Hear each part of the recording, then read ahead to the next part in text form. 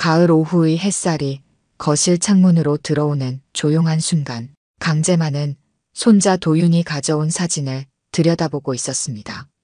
사진 속 여성은 단아하고 지적인 인상을 풍기고 있었어요. 깔끔한 정장 차림에 자신감 넘치는 미소까지 어느 모로 봐도 흠잡을 데 없는 모습이었죠.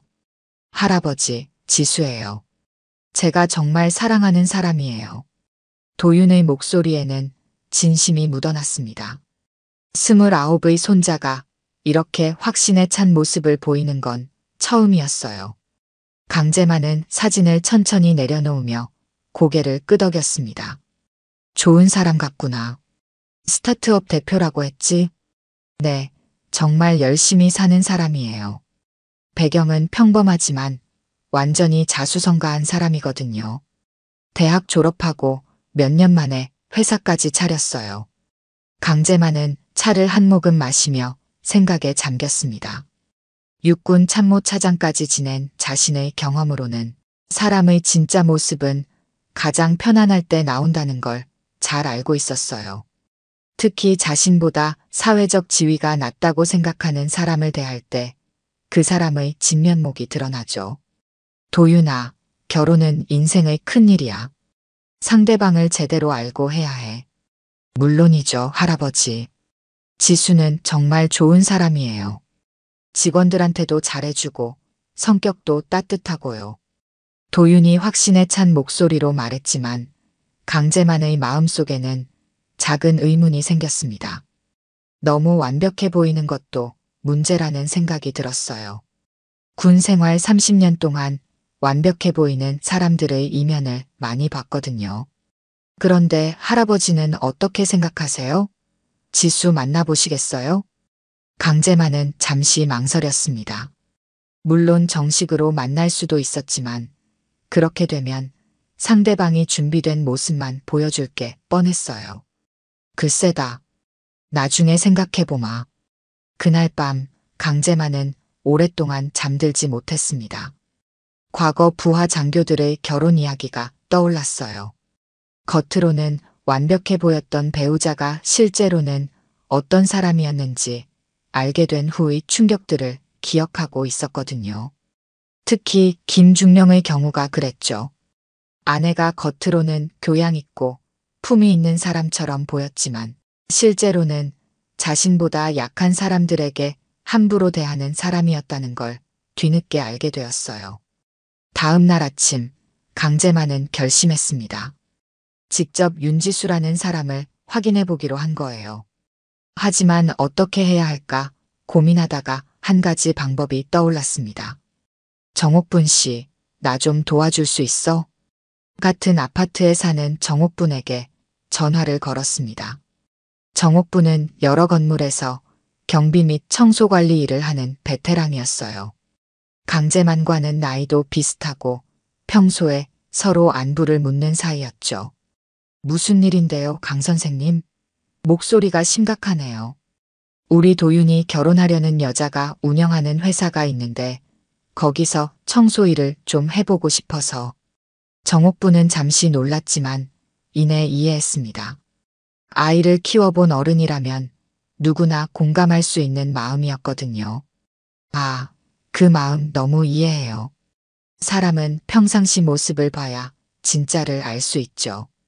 특히 자기보다 아래 사람한테 어떻게 대하는지 보면 인품이 나와요. 맞아. 그래서 부탁인데 청소업체 쪽으로 소개 좀 해줄 수 있을까? 한 달 정도만. 물론이죠. 제가 아는 업체 사장님이 있어요. 좋은 분이라 사정 말씀드리면 도와주실 거예요. 정옥분은 즉시 청소업체 사장에게 연락을 해줬습니다. 며칠 후 강재만은 그 사장과 직접 만났어요. 정옥분 씨한테 들었는데 특별한 사정이 있으시다면서요? 강재만은 솔직하게 사정을 설명했습니다. 손자의 결혼 상대를 확인해보고 싶다고요. 아, 그런 사연이 있으셨군요. 사실 요즘 인력 구하기가 정말 어려워서 도움이 될 것 같습니다. 그런데 정말 괜찮으실까요? 청소일이 만만하지 않은데요. 걱정 마세요. 젊었을 때 군대에서 온갖 일 다 해봤으니까. 그리고 일은 제대로 할 테니까 급여는 신경 쓰지 마세요. 사장은 강제만의 진지한 모습에 감동했습니다. 이런 할아버지라면 믿고 맡길 수 있을 것 같았어요. 알겠습니다.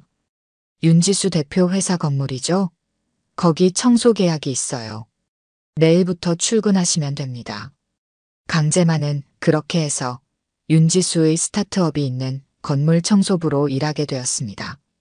첫 출근 전날 밤 강제만은 거울 앞에서 작업복을 입어보며 생각했어요.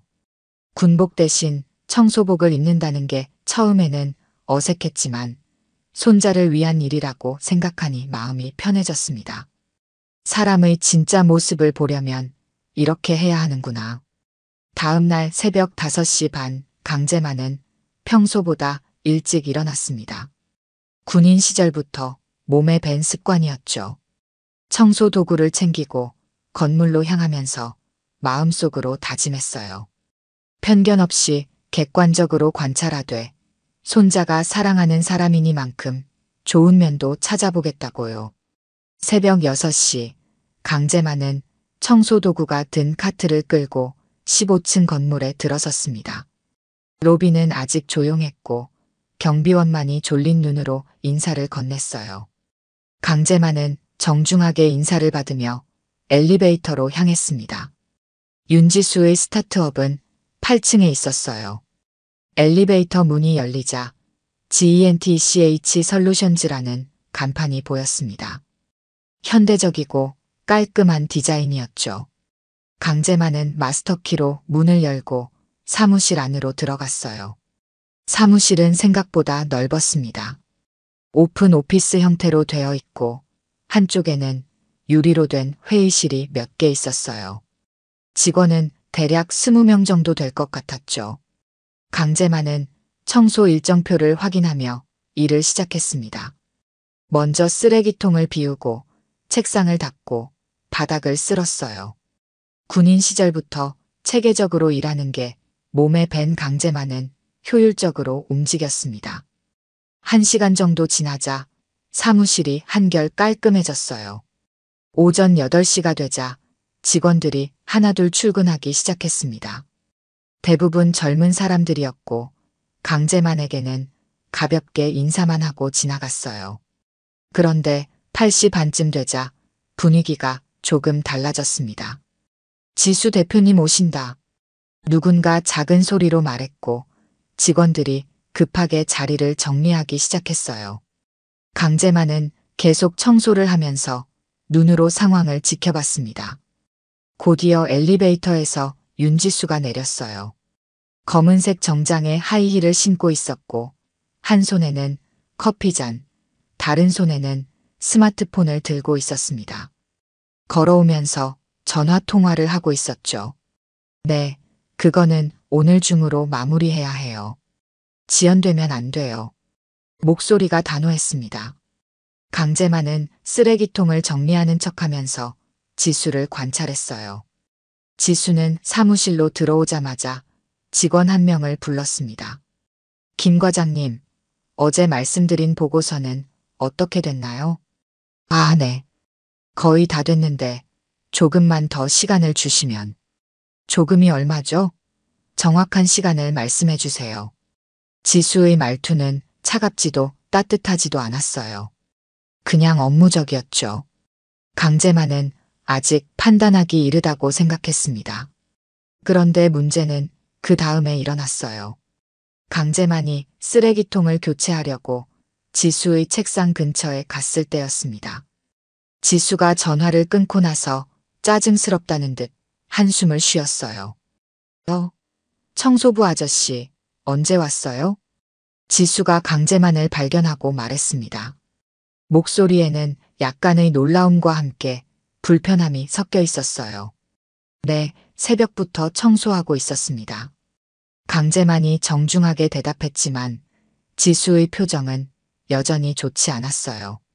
앞으로는 직원들 출근하기 전에 청소 끝내주세요. 일하는 중에 청소하시면 집중이 안 돼요. 죄송합니다. 앞으로 주의하겠습니다. 강재만이 고개를 숙여 사과했지만 지수는 이미 다른 일에 신경을 쓰고 있었어요. 강재만은 그 모습을 보며 작은 메모를 마음속에 새겼습니다. 1시간 후 강재만은 회의실 청소를 하고 있었어요. 유리문 너머로 지수가 직원들과 회의하는 모습이 보였습니다. 목소리는 들리지 않았지만 표정과 몸짓으로 봐서는 꽤 진지한 대화를 나누고 있는 것 같았어요. 대표님, 정말 일에 대한 열정이 대단하시죠? 옆에서 정옥분이 말했습니다. 정옥분은 이 건물 전체의 청소 관리를 담당하고 있어서 각 회사 사정을 잘 알고 있었어요. 그렇구나.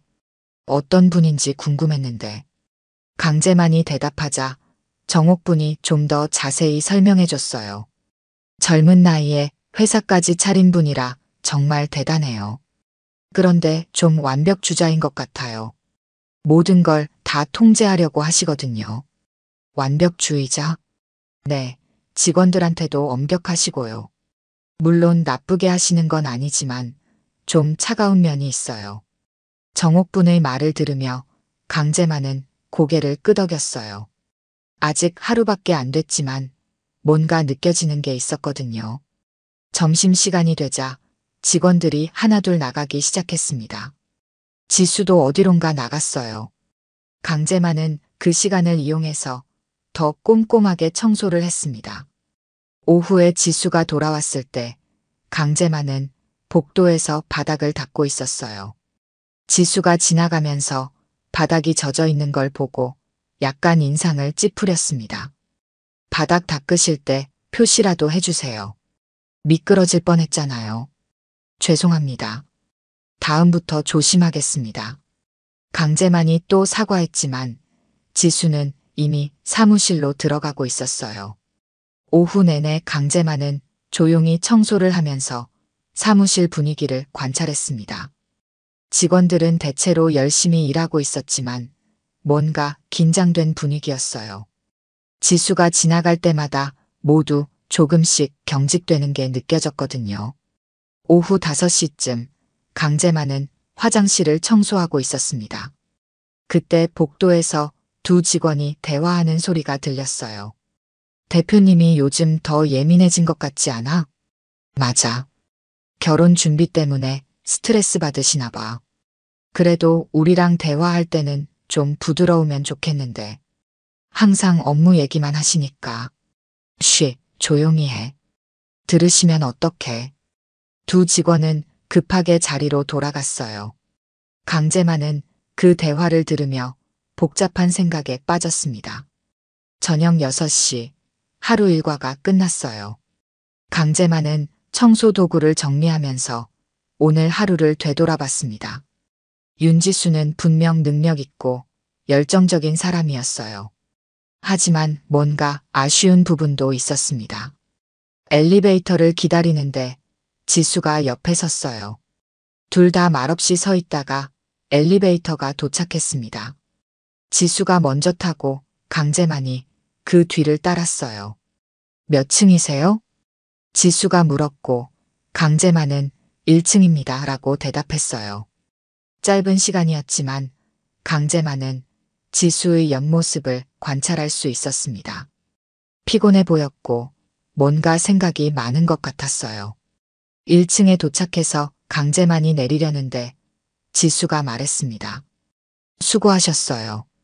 간단한 인사였지만 강재만은 고마웠어요.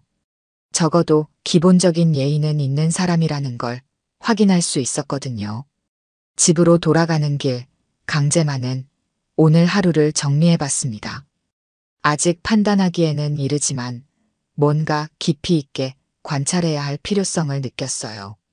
강재만이 청소부로 일을 시작한 지 일주일이 지났습니다. 매일 새벽 6시에 출근해서 저녁 6시에 퇴근하는 일상이 자리 잡혔어요. 그동안 윤지수를 관찰한 결과 지수는 분명 능력 있고 열정적인 사람이었지만 동시에 예상보다 까다로운 면도 있었습니다. 화요일 아침 강재만은 평소처럼 쓰레기통을 교체하고 있었어요. 각 책상마다 있는 작은 쓰레기통들을 하나씩 비우고 새 봉투를 씌우는 작업이었죠. 조용히 일을 하고 있는데 지수가 전화 통화를 하며 사무실로 들어왔습니다. 네, 그 프로젝트는 절대 연기할 수 없어요.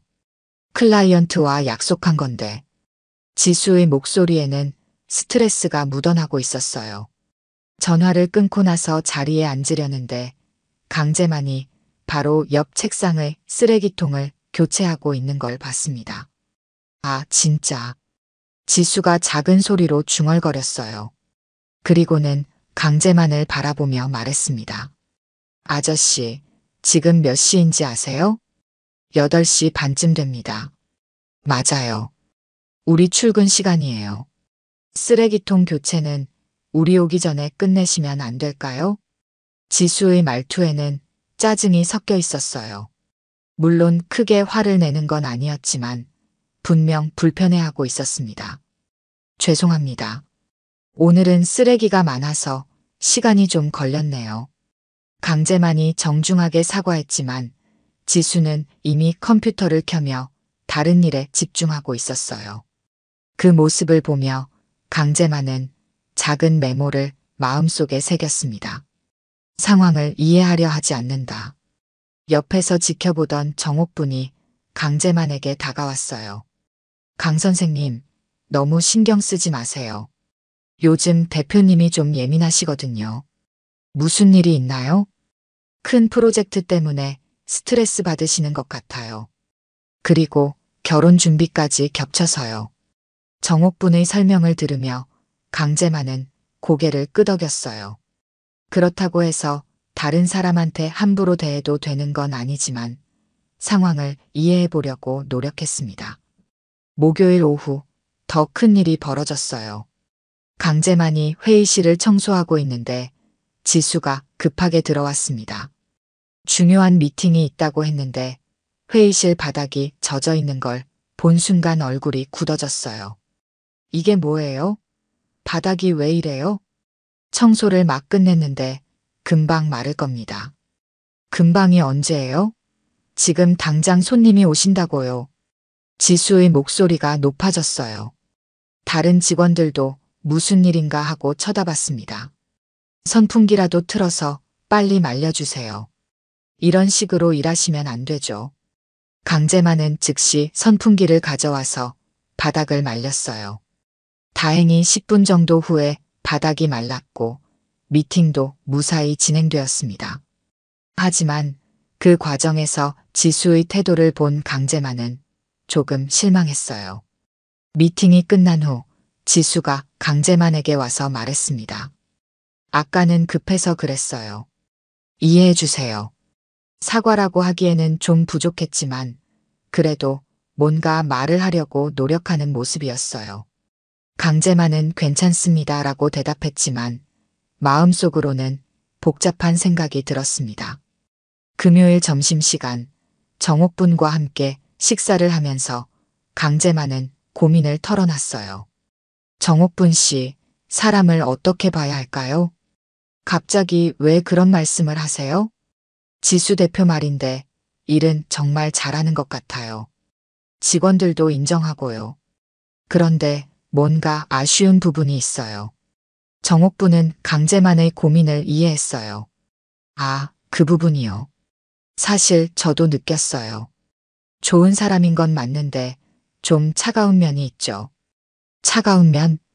예를 들어서 우리 같은 사람들한테는 관심이 별로 없어요. 물론 나쁘게 대하지는 않지만 그냥 업무적으로만 대하시거든요.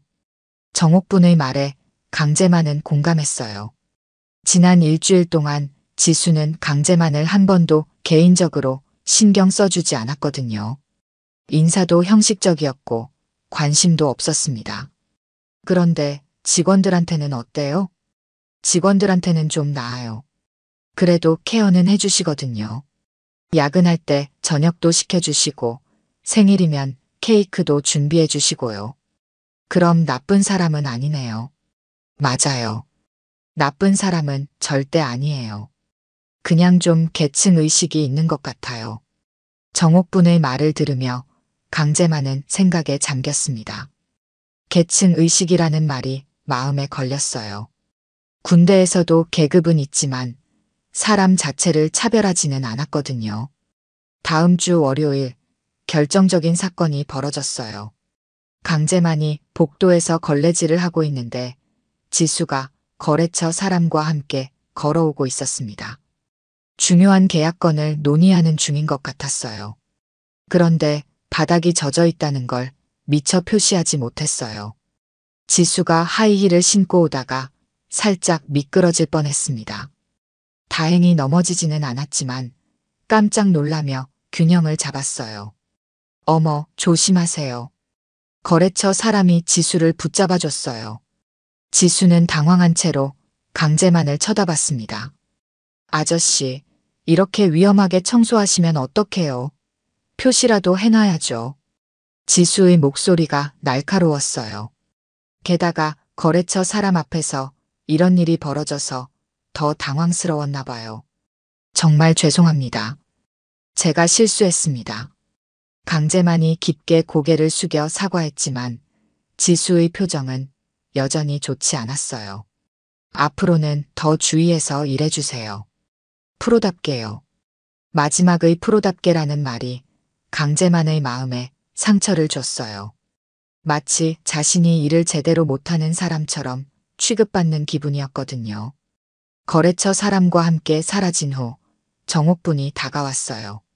강 선생님, 괜찮으세요? 얼굴이 안 좋아 보이는데. 괜찮습니다. 제가 실수한 거니까. 그래도 너무 심하게 말씀하신 것 같은데요. 실수는 누구나 할 수 있는 건데. 정옥분의 위로를 들으며 강재만은 복잡한 마음이 들었어요. 이제 점점 윤지수라는 사람이 어떤 사람인지 보이기 시작했습니다. 나쁜 사람은 아니지만 자신보다 사회적 지위가 낮다고 생각하는 사람들에게는 차가운 면이 있었어요. 그날 저녁 집에 돌아온 강재만은 오랫동안 생각에 잠겼습니다. 손자 도윤이 사랑하는 사람이니만큼 좋게 봐주고 싶었지만 점점 걱정이 커지고 있었어요. 강재만이 청소부로 일한 지 3주째가 되던 어느 수요일 오후였습니다. 그동안 윤지수의 모습을 관찰하면서 조금씩 실망감이 쌓여가고 있었어요. 지수는 분명 능력 있고 열정적인 사람이었지만 자신보다 사회적 지위가 낮다고 생각하는 사람들에게는 무관심하거나 때로는 차가웠거든요. 그날도 강재만은 평소처럼 회의실을 정리하고 있었습니다. 오후 2시쯤이었는데 갑자기 지수가 급하게 회의실로 들어왔어요. 손에는 서류를 잔뜩 들고 있었고 표정이 상당히 심각했습니다. 아, 아저씨. 지금 회의실 써야 하는데 언제까지 걸려요? 거의 다 끝났습니다. 5분만 더 주시면 됩니다. 강재만이 대답했지만 지수는 시계를 보며 초조해하고 있었어요. 5분도 너무 길어요. 지금 당장 중요한 전화회의가 있다고요. 그때 강재만이 테이블 밑을 닦으려고 몸을 숙이는 순간 지수가 급하게 서류를 테이블 위에 올려놓았어요. 그런데 그 과정에서 서류 몇 장이 바닥으로 떨어졌습니다. 강재만은 즉시 서류를 주워서 지수에게 건네려고 했어요. 그런데 서류를 집으려는 순간 지수가 전화를 받으며 하는 말을 우연히 듣게 되었습니다. 네, 김 부장님. 지금 회의실에서 통화하려고 하는데 청소부가 자꾸 방해해서요. 강재만은 깜짝 놀랐어요. 자신이 방해한다고 표현하다니요. 분명 먼저 청소를 하고 있었는데 말이죠. 네, 맞아요. 요즘 서비스 업체들이 좀 그래요. 시간 개념이 없다니까요. 지수의 목소리가 계속 들렸어요. 강재만은 서류를 조용히 테이블 위에 올려놓고 회의실을 나가려고 했습니다. 네, 그래도 뭐 어쩌겠어요. 청소부 수준에서는 이 정도가 한계겠죠. 마지막 말이 강재만의 가슴에 깊이 박혔어요. 청소부 수준이라는 표현이 특히 그랬습니다. 마치 청소부라는 직업 자체를 무시하는 것 같았거든요. 강재만은 조용히 회의실을 나와서 복도에 서 있었어요. 손이 미세하게 떨리고 있었습니다. 30년 넘게 나라를 위해 헌신한 자신이 청소부 수준이라는 말을 들을 줄은 꿈에도 몰랐어요. 정옥분이 강재만의 표정을 보고 다가왔습니다. 강 선생님, 무슨 일이세요? 얼굴이 창백해 보이는데요. 아무것도 아니에요. 괜찮습니다. 강재만은 애써 태연한 척했지만 정옥분은 뭔가 심상치 않다는 걸 눈치챘어요. 혹시 대표님이 또 뭐라고 하셨나요? 그런 게 아니라 강재만은 말을 끝내지 못했어요. 정옥분에게 지수의 말을 그대로 전하기에는 너무 상처였거든요. 1시간 후 지수가 전화회의를 마치고 회의실에서 나왔어요. 강재만이 복도에서 청소를 하고 있는 모습을 보고는 가볍게 지나쳤습니다. 사과 한마디도 없었어요. 오후 4시쯤 강재만은 화장실에서 휴식을 취하고 있었어요. 그런데 복도에서 지수와 직원들이 대화하는 소리가 들렸습니다. 대표님, 오늘 전화회의는 어떻게 됐어요? 잘 됐어요. 그런데 앞으로는 회의 시간에 청소 일정을 겹치지 않게 조정해 주세요. 네, 알겠습니다. 그런데 청소 아저씨는 나름 열심히 하시는 것 같은데요. 김 과장이 말했을 때 지수의 반응이 흥미로웠어요. 열심히 하는 건 맞죠. 그런데 좀 답답해요. 눈치도 없고 상황 파악도 잘 못하시고요. 그래도 연세가 있으시니까 이해해야 하지 않을까요? 나이가 많다고 다 봐줄 수는 없죠. 일은 일이니까요. 청소부도 예의가 있어야지요. 강재만은 화장실 문 뒤에서 그 대화를 들으며 주먹을 꽉 쥐었어요. 청소부도 예의가 있어야지라는 말이 가장 화가 났습니다. 마치 청소부라는 직업에 종사하는 사람들이 원래 예의가 없다고 전제하는 것 같았거든요. 그날 저녁 강재만은 일찍 퇴근했어요. 더 이상 그 자리에 있기가 힘들었습니다. 집에 돌아와서도 계속 지수의 말들이 머릿속을 맴돌았어요. 청소부 수준에서는 이 정도가 한계겠죠. 청소부도 예의가 있어야지요. 강재만은 소파에 앉아서 오랫동안 생각했습니다. 과연 이런 사람이 도윤의 배우자로 적합한가 하는 의문이 들었어요. 능력이나 외모는 훌륭하지만 사람을 대하는 태도에서 문제가 있었거든요. 그때 도윤에게서 전화가 왔어요. 할아버지, 안녕하세요. 요즘 어떻게 지내세요? 응, 잘 지내고 있다. 강재만은 애써 평온한 목소리를 냈지만 마음은 복잡했어요. 할아버지, 지수랑 언제 한번 식사하실래요? 지수도 할아버지 뵙고 싶어 해요. 그래, 지수가? 네, 자주 할아버지 얘기를 물어봐요. 어떤 분이신지 궁금하다고요. 도윤의 말을 들으며 강재만은 씁쓸한 웃음을 지었어요. 지수가 정말 자신에 대해 궁금해한다면 왜 직장에서 만날 때는 그렇게 무관심했을까요? 나중에 생각해보마. 요즘 좀 바빠서. 알겠어요.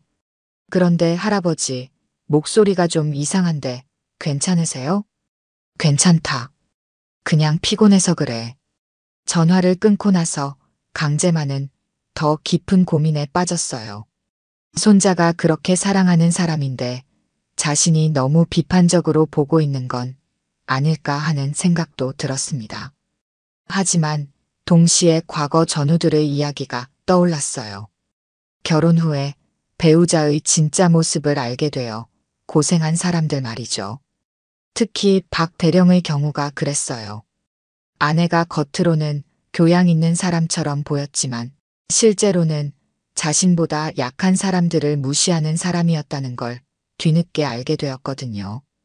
그날 밤 강재만은 잠들지 못하고 뒤척였어요. 내일 또 지수를 보게 될 텐데 어떤 마음으로 대해야 할지 모르겠었습니다. 손자의 행복을 위해서는 지수를 인정해주고 싶었지만 오늘 들은 말들을 잊기는 어려웠어요. 새벽 3시가 되어서야 강재만은 결심했습니다. 좀 더 지켜보자고요. 혹시 지수에게 다른 면이 있을지도 모르니까요. 하지만 마음 한편으로는 이미 실망감이 크게 자리 잡고 있었습니다. 그날 밤을 거의 잠들지 못한 강재만은 다음 날 아침 일찍 일어났어요. 거울을 보니 눈가에 피로가 역력했습니다. 어젯밤 지수의 말들이 계속 머릿속을 맴돌았거든요. 출근길에 강재만은 평소보다 무거운 발걸음으로 건물에 들어섰어요. 엘리베이터 안에서 혼자 서 있는데 문득 자신이 왜 이런 일을 하고 있는지 의문이 들었습니다. 정말 손자를 위한 일인지 아니면 자신의 고집 때문인지 헷갈렸어요. 8층에 도착해서 청소를 시작했지만 평소만큼 집중이 되지 않았어요.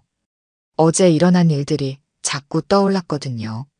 오전 9시쯤 지수가 평소처럼 출근했습니다. 강재만을 보고는 가볍게 고개만 끄덕이고 지나갔어요. 어제 있었던 일에 대해서는 전혀 언급하지 않았습니다. 점심시간에 정옥분이 강재만을 찾아왔어요. 강 선생님, 어제부터 많이 힘들어 보이시는데 괜찮으세요? 괜찮습니다. 그냥 좀 피곤해서요. 혹시 우리 도윤이 문제 때문에 고민이세요? 정옥분은 강재만의 사정을 어느 정도 알고 있었어요. 강재만이 윤지수를 관찰하기 위해 이 일을 시작했다는 것도 말이죠. 솔직히 말하면 좀 걱정이 되긴 해요.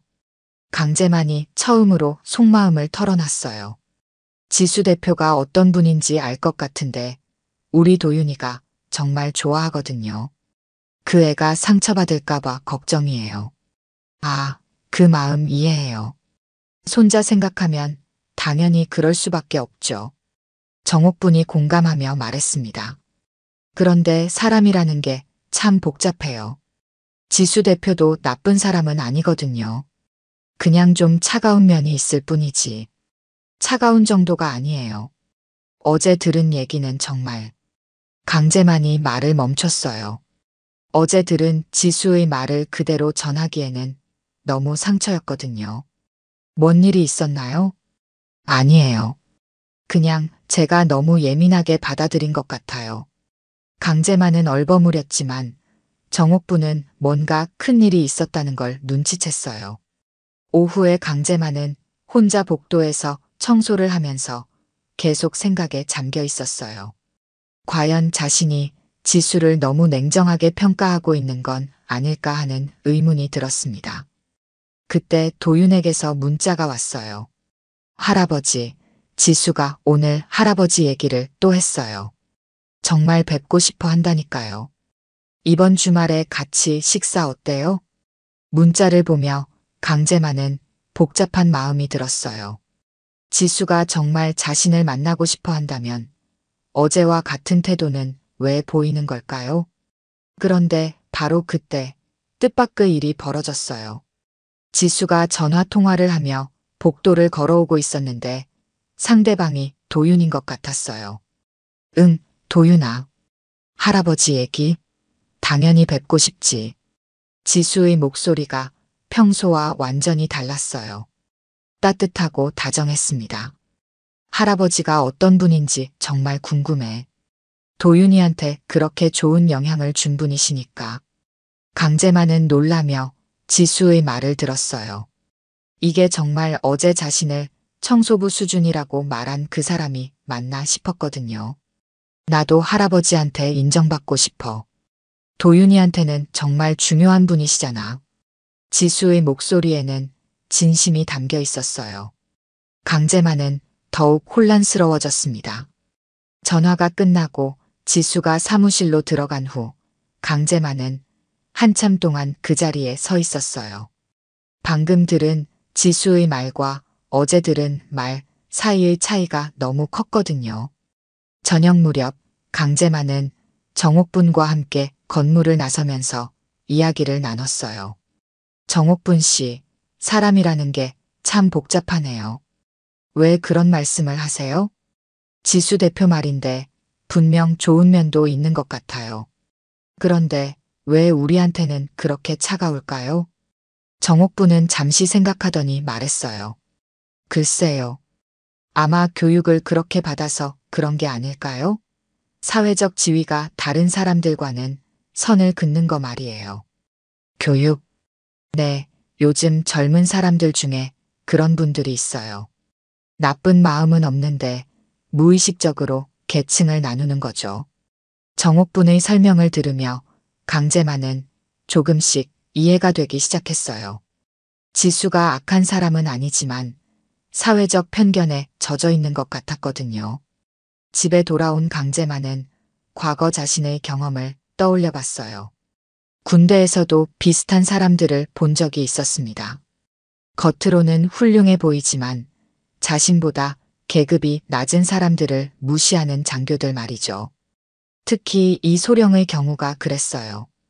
부하들한테는 항상 고압적이었지만 상급자들 앞에서는 완전히 다른 사람이 되었거든요. 그런 사람과 함께 일하는 게 얼마나 힘든지 강제만은 잘 알고 있었어요.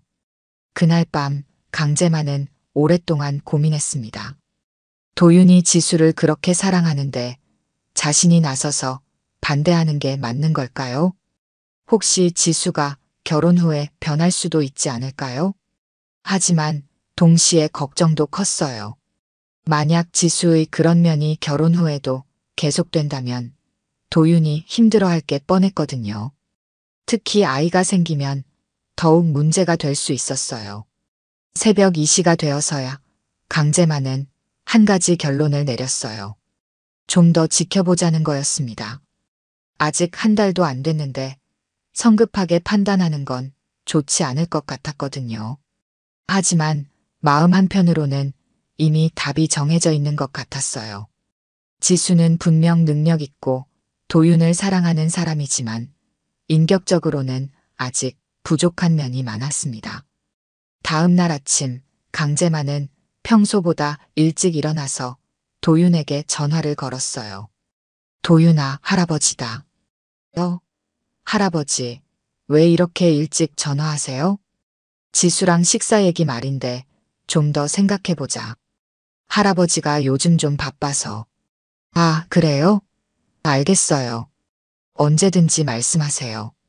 도윤의 목소리에는 약간의 실망감이 섞여 있었어요. 강제만은 그 목소리를 들으며 가슴이 아팠습니다. 강제만이 청소부로 일한 지 정확히 한 달이 지난 금요일이었습니다. 그동안 윤지수를 관찰한 결과 강제만의 마음은 거의 정해져 있었어요. 지수는 분명 똑똑하고 능력 있는 사람이었지만 사람을 대하는 태도에서 문제가 있었습니다. 그날 아침 강제만은 평소보다 일찍 출근해서 청소를 마쳤어요. 오늘은 특별한 계획이 있었거든요.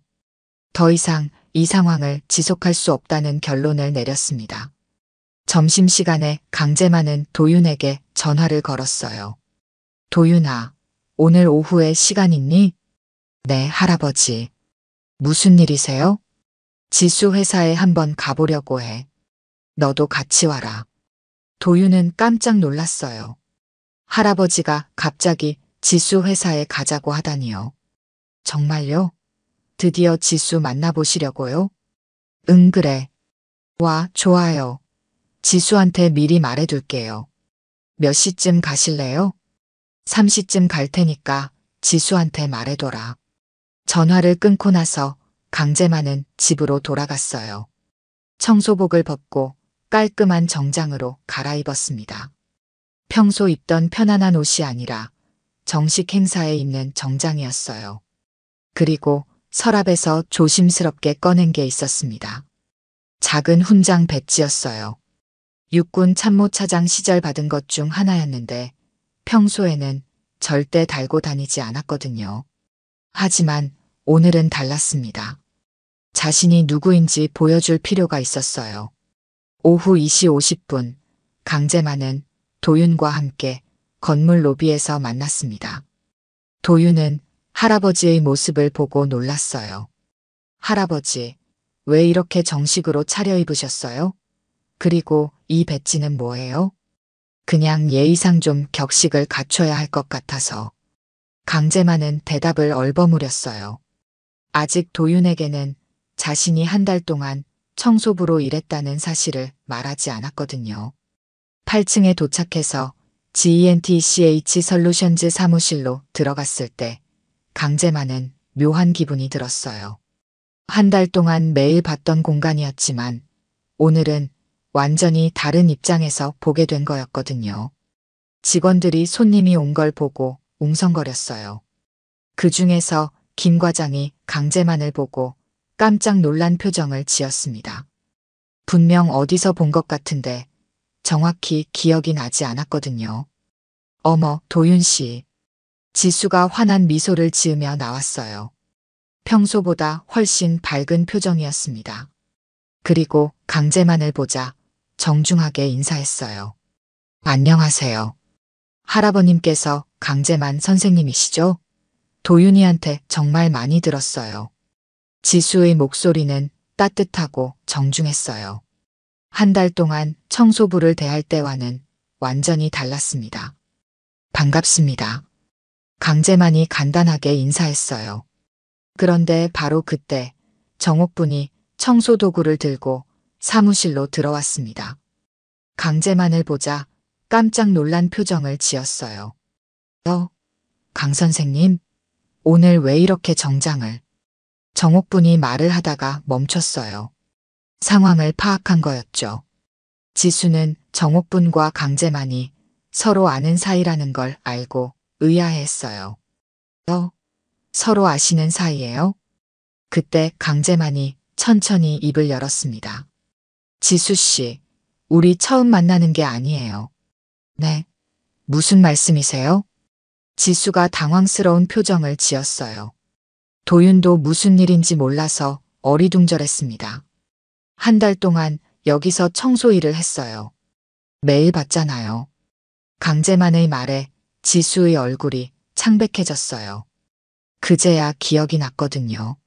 매일 보던 청소부 아저씨가 바로 도윤의 할아버지였다는 걸 말이죠. 아니, 그게 설마. 지수가 말을 더듬었어요. 도윤도 상황을 이해하고는 깜짝 놀랐습니다. 할아버지, 정말이에요? 청소 일을 하셨다고요? 응. 한 달 동안 여기서 일했어. 강제만의 목소리는 차분했지만 눈빛에는 단호함이 있었어요. 사무실이 조용해졌어요. 직원들도 무슨 일인지 궁금해하며 쳐다봤습니다. 김 과장은 그제야 강제만을 기억해냈어요. 청소부 아저씨. 김 과장의 말에 다른 직원들도 고개를 끄덕였어요. 그런데 그 청소부가 도윤의 할아버지라니 믿기지 않았습니다. 지수는 완전히 당황한 채로 강제만을 바라봤어요. 그럼 그동안 저희가 네, 다 봤어요. 지수 씨가 어떤 사람인지 말이에요. 강제만의 말에 지수의 얼굴이 더욱 하얘졌어요. 한 달 동안 자신이 청소부를 어떻게 대했는지 기억났거든요. 사람을 판단하려면 가장 낮은 곳에서 봐야 한다고 생각해요. 권력이 있을 때나 없을 때나 똑같이 대하는 사람이 진짜 좋은 사람이거든요. 강제만이 차분하게 말했어요. 목소리에는 실망감이 묻어났습니다. 도윤이 혼란스러운 표정으로 물었어요. 할아버지, 그럼 왜 그런 일을 하신 거예요? 너를 위해서야. 내가 결혼할 사람이 어떤 사람인지 알아보려고. 도윤은 할 말을 잃었어요. 할아버지가 자신을 위해 그런 일까지 했다는 사실에 감동받으면서도 동시에 지수가 어떻게 대했을지 걱정됐거든요. 지수는 한참 동안 말을 하지 못했어요. 그동안 자신이 한 말들과 행동들이 주마등처럼 스쳐 지나갔습니다. 청소부 수준에서는 이 정도가 한계겠죠. 청소부도 예의가 있어야지요. 프로답게 일해주세요. 모든 말들이 되돌아왔어요. 그리고 그 말들을 들은 사람이 바로 자신이 존경해야 할 도윤의 할아버지였다는 사실에 충격을 받았습니다. 할아버님, 정말 죄송합니다. 제가 몰라서. 지수가 떨리는 목소리로 사과했지만 강제만은 고개를 저었어요. 몰라서가 문제가 아니에요. 상대방이 누구든 상관없이 사람은 사람으로 대해야 하는 거 아닌가요? 강제만의 말에 지수는 아무 대답도 할 수 없었어요. 할 말이 없었거든요. 정옥분이 조용히 말했어요. 강 선생님은 예비역 장군이세요. 육군 참모차장까지 하신 분이거든요. 그 말에 사무실이 더욱 조용해졌어요. 지수의 얼굴은 이제 완전히 창백했습니다. 사무실에 흐르는 침묵이 길어졌습니다. 강제만의 정체가 밝혀진 후 분위기는 완전히 얼어붙었어요. 지수는 창백한 얼굴로 바닥만 바라보고 있었고 직원들은 어색한 기색을 감추지 못했습니다. 정옥분이 먼저 자리를 뜨자 회의실에는 강제만과 도윤 그리고 지수만 남게 되었어요. 무거운 침묵 속에서 지수의 어깨가 작게 떨리고 있었습니다. 지수는 한 달 동안 자신이 했던 말들을 떠올리며 절망감에 빠져 있었어요. 청소부 수준이라는 표현, 예의가 없다는 말, 프로답게 일하라는 핀잔까지. 모든 것이 부메랑처럼 되돌아왔습니다. 처음에는 변명이라도 해보려고 했어요. 몰랐다고, 바빠서 그랬다고 말하려 했죠. 하지만 강제만의 차분하면서도 실망스러운 눈빛을 보자 모든 변명이 무색해졌습니다. 강제만은 지수의 모습을 보며 복잡한 심정이었어요. 한편으로는 자신의 잘못을 인정하는 모습이 다행스러웠지만 다른 한편으로는 이런 상황이 왔다는 자체가 아쉬웠거든요. 도윤은 두 사람 사이에서 어떻게 해야 할지 몰라 당황스러워했어요. 할아버지의 실망감도 이해되고 지수의 충격도 이해되었지만 어느 쪽도 감싸기 어려운 상황이었거든요. 지수가 천천히 고개를 들었을 때 눈가에 눈물이 맺혀 있었어요. 그동안 강인한 CEO로만 살아왔던 지수에게는 이런 감정적인 순간이 낯설었습니다. 하지만 지금은 그런 체면 따위 중요하지 않았어요. 눈물이 뺨을 타고 흘러내리자 지수는 더 이상 참을 수 없었습니다.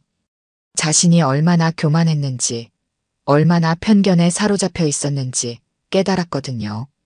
성공했다고 생각했던 자신이 사실은 가장 기본적인 인간성조차 부족한 사람이었다는 걸 알게 된 거예요. 강제만은 지수의 눈물을 보면서 조금씩 마음이 누그러지는 걸 느꼈어요. 적어도 진심으로 반성하고 있다는 걸 알 수 있었거든요. 하지만 동시에 이런 상황 자체가 안타까웠습니다. 지수는 자신의 성장 과정을 돌아보며 어디서부터 잘못되었는지 생각해 봤어요. 어릴 때부터 성적과 성공만을 추구하며 살아왔고 사람들을 경쟁 상대로만 봐왔던 거죠. 그러다 보니 언제부턴가 사회적 지위로 사람을 판단하는 버릇이 생겼던 겁니다. 특히 CEO가 된 후에는 더욱 심해졌어요. 항상 결정을 내리고 지시를 해야 하는 위치에 있다 보니 자연스럽게 위계 질서에 익숙해졌거든요. 그런 태도가 직원들뿐만 아니라 청소부나 경비원 같은 사람들에게까지 번졌던 거예요.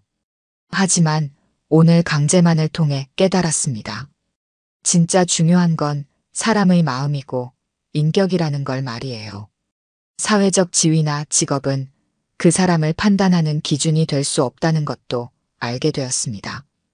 강제만은 지수의 변화 가능성을 조심스럽게 가늠해보고 있었어요. 진심으로 반성하는 것 같긴 했지만 사람의 근본적인 성향은 쉽게 바뀌지 않는다는 걸 잘 알고 있었거든요. 특히 어릴 때부터 형성된 가치관은 더욱 그렇죠. 도윤은 지수가 우는 모습을 보며 마음이 아팠어요. 평소 강하고 당당했던 지수가 이렇게 무너지는 모습은 처음 봤거든요. 하지만 동시에 할아버지의 실망감도 이해할 수 있었습니다. 지수는 눈물을 닦으며 자신의 잘못을 구체적으로 되짚어 봤어요. 단순히 말실수나 무관심의 문제가 아니라 근본적인 인식의 문제였다는 걸 깨달았거든요. 사람을 사람으로 보지 않고 사회적 기능으로만 봤던 자신의 시각이 얼마나 잘못되었는지 알게 되었습니다.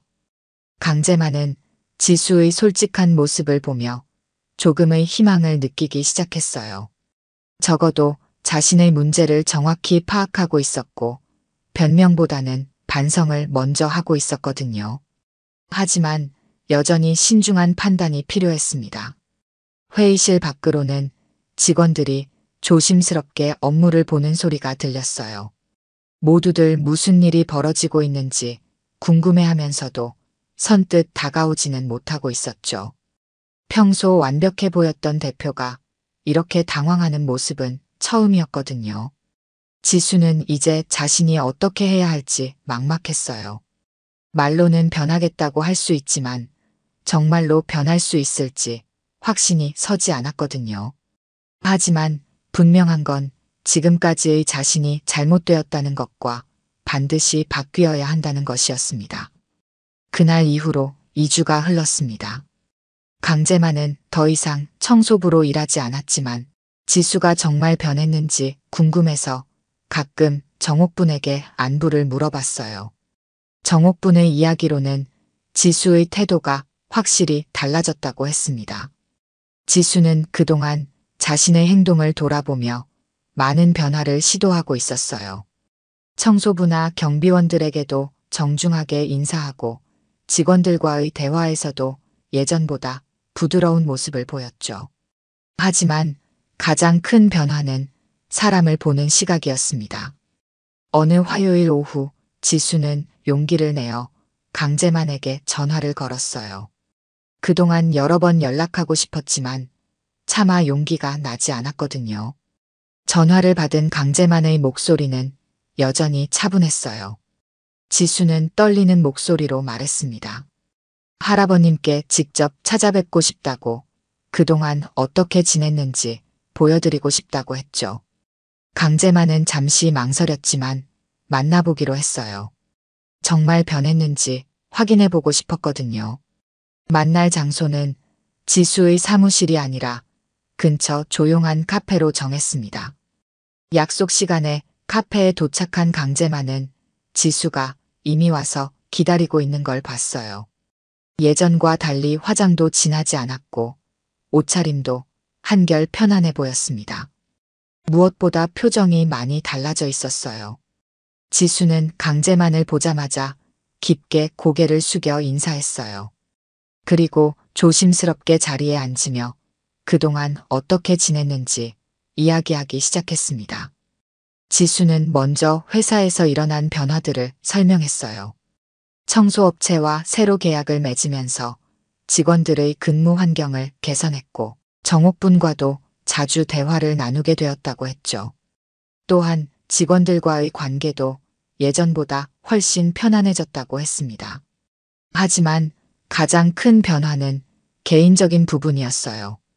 지수는 자신이 얼마나 편견에 사로잡혀 있었는지 깨달았고 사람을 직업이나 사회적 지위로 판단하는 버릇을 고치려고 노력하고 있다고 했습니다.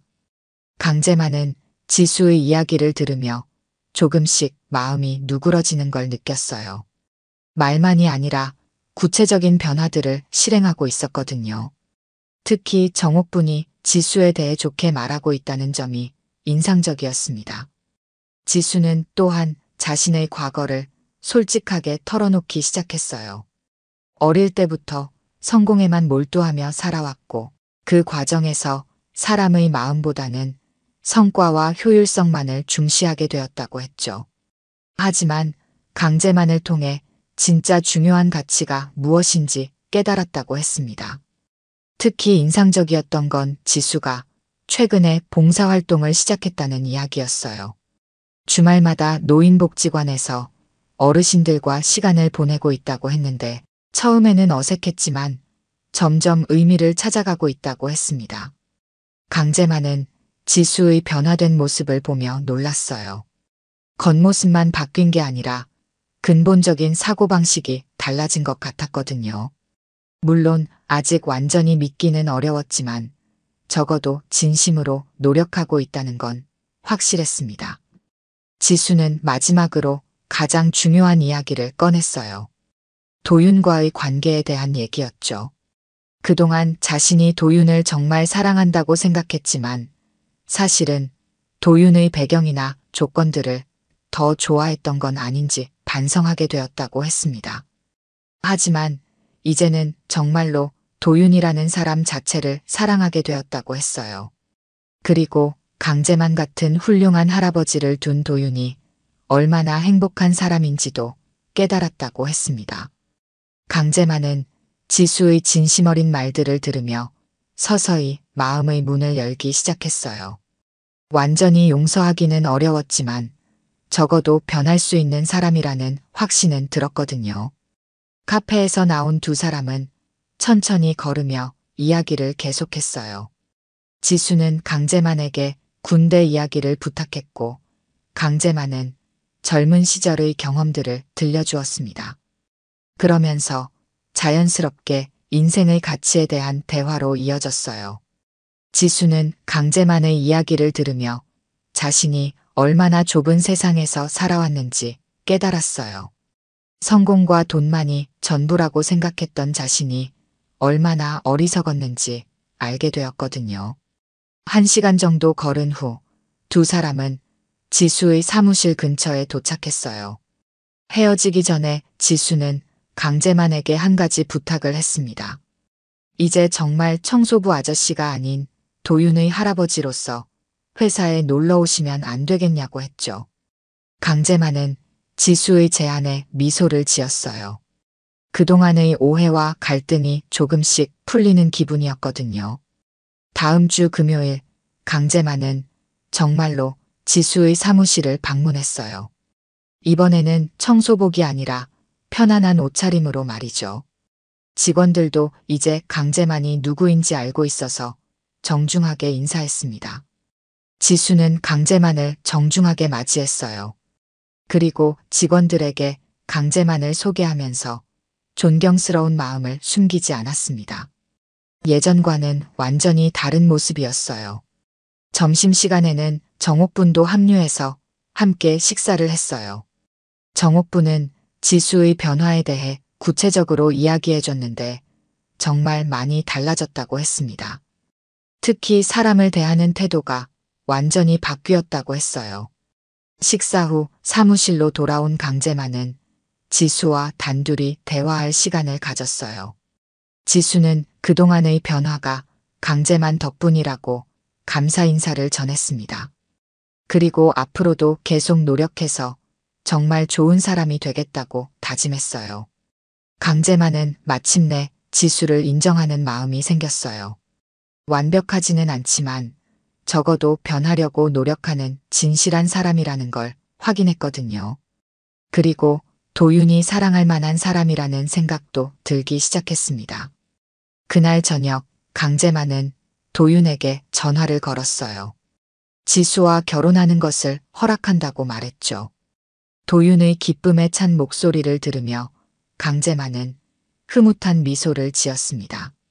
몇 달 후 결혼식 날 강재만은 정중하게 군복을 입고 참석했어요. 가슴에는 그날 달았던 훈장을 정중하게 달고 있었습니다. 지수는 강재만을 보자마자 깊게 인사했고 진심으로 감사하다는 마음을 전했어요. 결혼식이 끝난 후 강재만은 조용히 훈장을 닦으며 미소 지었어요. 지수가 정말 좋은 며느리가 될 것 같다는 확신이 들었거든요. 무엇보다 도윤이 행복해할 것 같아서 마음이 뿌듯했습니다. 오늘 들려드린 이야기가 여러분의 마음에 작은 울림이 되었기를 바랍니다. 이야기가 좋으셨다면 좋아요와 구독 부탁드려요. 다음 사연을 들려드리는데 큰 힘이 된답니다. 그리고 여러분의 이야기도 댓글로 들려주세요. 다음 이야기 때 또 뵙겠습니다. 김현도 회장은 오랜만에 집무실 문을 열었습니다. 한 달 반 동안의 입원 생활을 마치고 돌아온 H미디어 본사 최고층 사무실은 여전히 그 자리에 있었죠. 75세의 나이에도 꼿꼿한 자세를 유지하려 애썼지만 병상에서 보낸 시간은 김현도를 많이 지치게 만들었어요. 회장님, 오늘은 일찍 퇴근하시는 게 어떨까요? 박 비서가 조심스럽게 말했습니다. 하지만 김현도는 고개를 저었어요. 회사를 떠나 있는 동안 밀린 일들이 산더미였거든요. 게다가 요즘 젊은 임원들은 김현도가 물러나기만을 기다리고 있다는 걸 너무나 잘 알고 있었습니다. 저녁 늦은 시간이 되어서야 김현도는 잠시 숨을 돌렸어요. 사무실 안은 고요했습니다. 문득 김현도는 책상 서랍 깊숙한 곳에 손을 넣었어요. 가장 깊숙한 곳에는 낡은 악보 파일이 하나 있었죠. 40여 년 전 김현도는 작곡가였습니다. 젊은 시절 그는 음악에 미쳐 살았어요. 하지만 집안의 반대로 음악을 포기하고 가업을 이어받아야 했죠. 그 악보 파일 안에는 단 하나의 곡만 들어 있었어요. 완성되지 않은 채로 남겨진 멜로디였습니다. 김현도는 떨리는 손으로 악보를 펼쳤어요. 누렇게 바랜 오선지 위에 그의 젊은 시절이 고스란히 담겨 있었죠. 이 곡은 한때 사랑했던 여인 윤서진에게 들려주었던 멜로디였어요. 대학생이던 그와 음악교사였던 윤서진은 서로를 깊이 사랑했습니다. 이 노래는 오직 너만을 위한 거야. 그때 김현도가 윤서진에게 했던 말이 떠올랐어요. 하지만 집안의 극심한 반대로 두 사람은 헤어져야 했죠. 김현도는 외국 유학길에 올랐고 윤서진은 혼자 남겨졌습니다. 다음 날 아침 김현도는 일찍 회사에 나왔어요. 어젯밤 그 악보를 보고 나서 잠을 이루지 못했거든요. 복도를 지나가는데 익숙한 선율이 들려왔습니다. 누군가 콧노래를 부르고 있었어요. 김현도는 걸음을 멈췄습니다. 그 멜로디는 분명히 자신이 만든 곡이었어요. 완성되지 않은 채로 서랍 속에 묻혀있던 바로 그 곡 말이죠. 김현도의 심장이 빠르게 뛰기 시작했습니다. 어떻게 이 노래를 아는 거지? 김현도는 중얼거렸어요. 이 세상에서 이 노래를 아는 사람은 윤서진 뿐이었는데요. 그 멜로디가 복도에서 들려온다는 것은 도저히 이해할 수 없는 일이었습니다. 콧노래 소리는 점점 가까워졌어요. 김현도는 소리가 나는 방향으로 조심스럽게 걸어갔습니다. 투명 유리 너머로 한 젊은 여성이 청소도구를 들고 일하고 있었어요. 바로 그 여성이 그 노래를 부르고 있었죠. 김현도는 유리벽에 기대어 서서 그 광경을 바라봤습니다. 젊은 여성은 자신도 모르게 흥얼거리고 있는 것 같았어요. 마치 오래전부터 익숙한 노래를 부르는 것처럼 자연스러웠죠. 도대체 누구인가? 김현도의 머릿속에는 수많은 의문이 떠올랐어요. 이 노래를 어떻게 알고 있는 건지, 윤서진과 무슨 관계가 있는 건지 궁금했습니다. 40여 년 만에 다시 들은 그 멜로디는 김현도의 마음을 송두리째 흔들어 놓았어요. 김현도는 유리병 너머로 그 젊은 여성을 자세히 바라봤습니다. 30 초반으로 보이는 그 여성은 H미디어 로고가 새겨진 청소복을 입고 있었어요. 긴 머리를 단정하게 뒤로 묶었고 작은 체구에도 불구하고 일하는 모습이 꽤 야무져 보였죠. 한수아는 물걸레로 바닥을 닦으면서 여전히 그 멜로디를 흥얼거리고 있었습니다. 그 노래는 어릴 적부터 어머니가 자장가로 불러주던 곡이었어요. 어머니 윤서진은 밤마다 수아를 재우면서 그 곡을 불러주곤 했죠. 우리 수아야, 이 노래는 아주 특별한 노래란다. 엄마가 젊었을 때 누군가 만들어준 거야. 어머니의 목소리가 수아의 기억 속에 선명했습니다. 그때는 그 말이 무슨 뜻인지 몰랐지만 지금도 무의식 중에 그 멜로디를 흥얼거리고 있었어요. 김현도는 가슴이 두근거렸습니다. 저 여성이 부르는 노래가 정말 자신이 만든 곡이 맞는지 확인하고 싶었어요. 하지만 감히 다가가기가 쉽지 않았죠. 회사 회장이 야간 청소부에게 말을 거는 것도 이상하고 더욱이 그 이유를 설명하기도 어려웠거든요. 수아는 청소를 마치고 물걸레를 헹구고 있었어요. 그때 뒤에서 누군가 기침 소리를 냈습니다. 수아는 깜짝 놀라며 뒤를 돌아봤죠. 아, 죄송합니다. 늦은 시간에 소음을 냈네요. 수아가 정중하게 고개를 숙였어요. 앞에 서 있는 남성이 누구인지는 몰랐지만 고급 정장을 입고 있는 걸 보니 회사 임원 중 한 사람인 것 같았죠. 아니에요, 괜찮습니다. 혹시 방금 흥얼거리던 노래가 뭔지 알 수 있을까요? 김현도가 조심스럽게 물었어요. 수아는 당황한 표정을 지었습니다. 노래요? 아, 제가 콧노래를 부르고 있었나요? 죄송해요. 업무 중에 부적절했네요. 아니에요. 잘못한 건 아니에요. 그냥 그 멜로디가 어디서 들어본 것 같아서요. 김현도는 수아의 반응을 유심히 살폈습니다. 수아는 잠시 생각하더니 말했어요. 특별한 노래는 아니에요. 어릴 때부터 어머니가 자장가로 불러주시던 곡이거든요. 제목도 모르고 누가 만든 건지도 몰라요. 김현도의 심장이 더 빠르게 뛰었습니다. 자장가라고 했다는 것은 그 여성의 어머니가 그 노래를 알고 있다는 뜻이었어요. 혹시 윤서진과 관련이 있는 건 아닐까 하는 생각이 들었죠. 어머니께서는 어떤 분이신가요? 이미 돌아가셨어요. 몇 년 전에 병으로 세상을 떠나셨죠.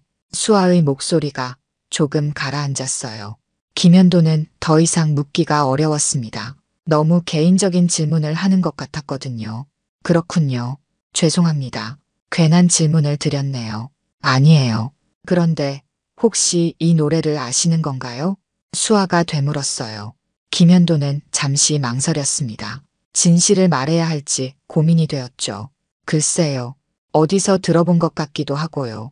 김현도는 애매하게 대답했어요. 수아는 고개를 끄덕이며 청소 도구를 정리했습니다. 그럼 저는 일을 마저 해야 해서요. 좋은 밤 되세요.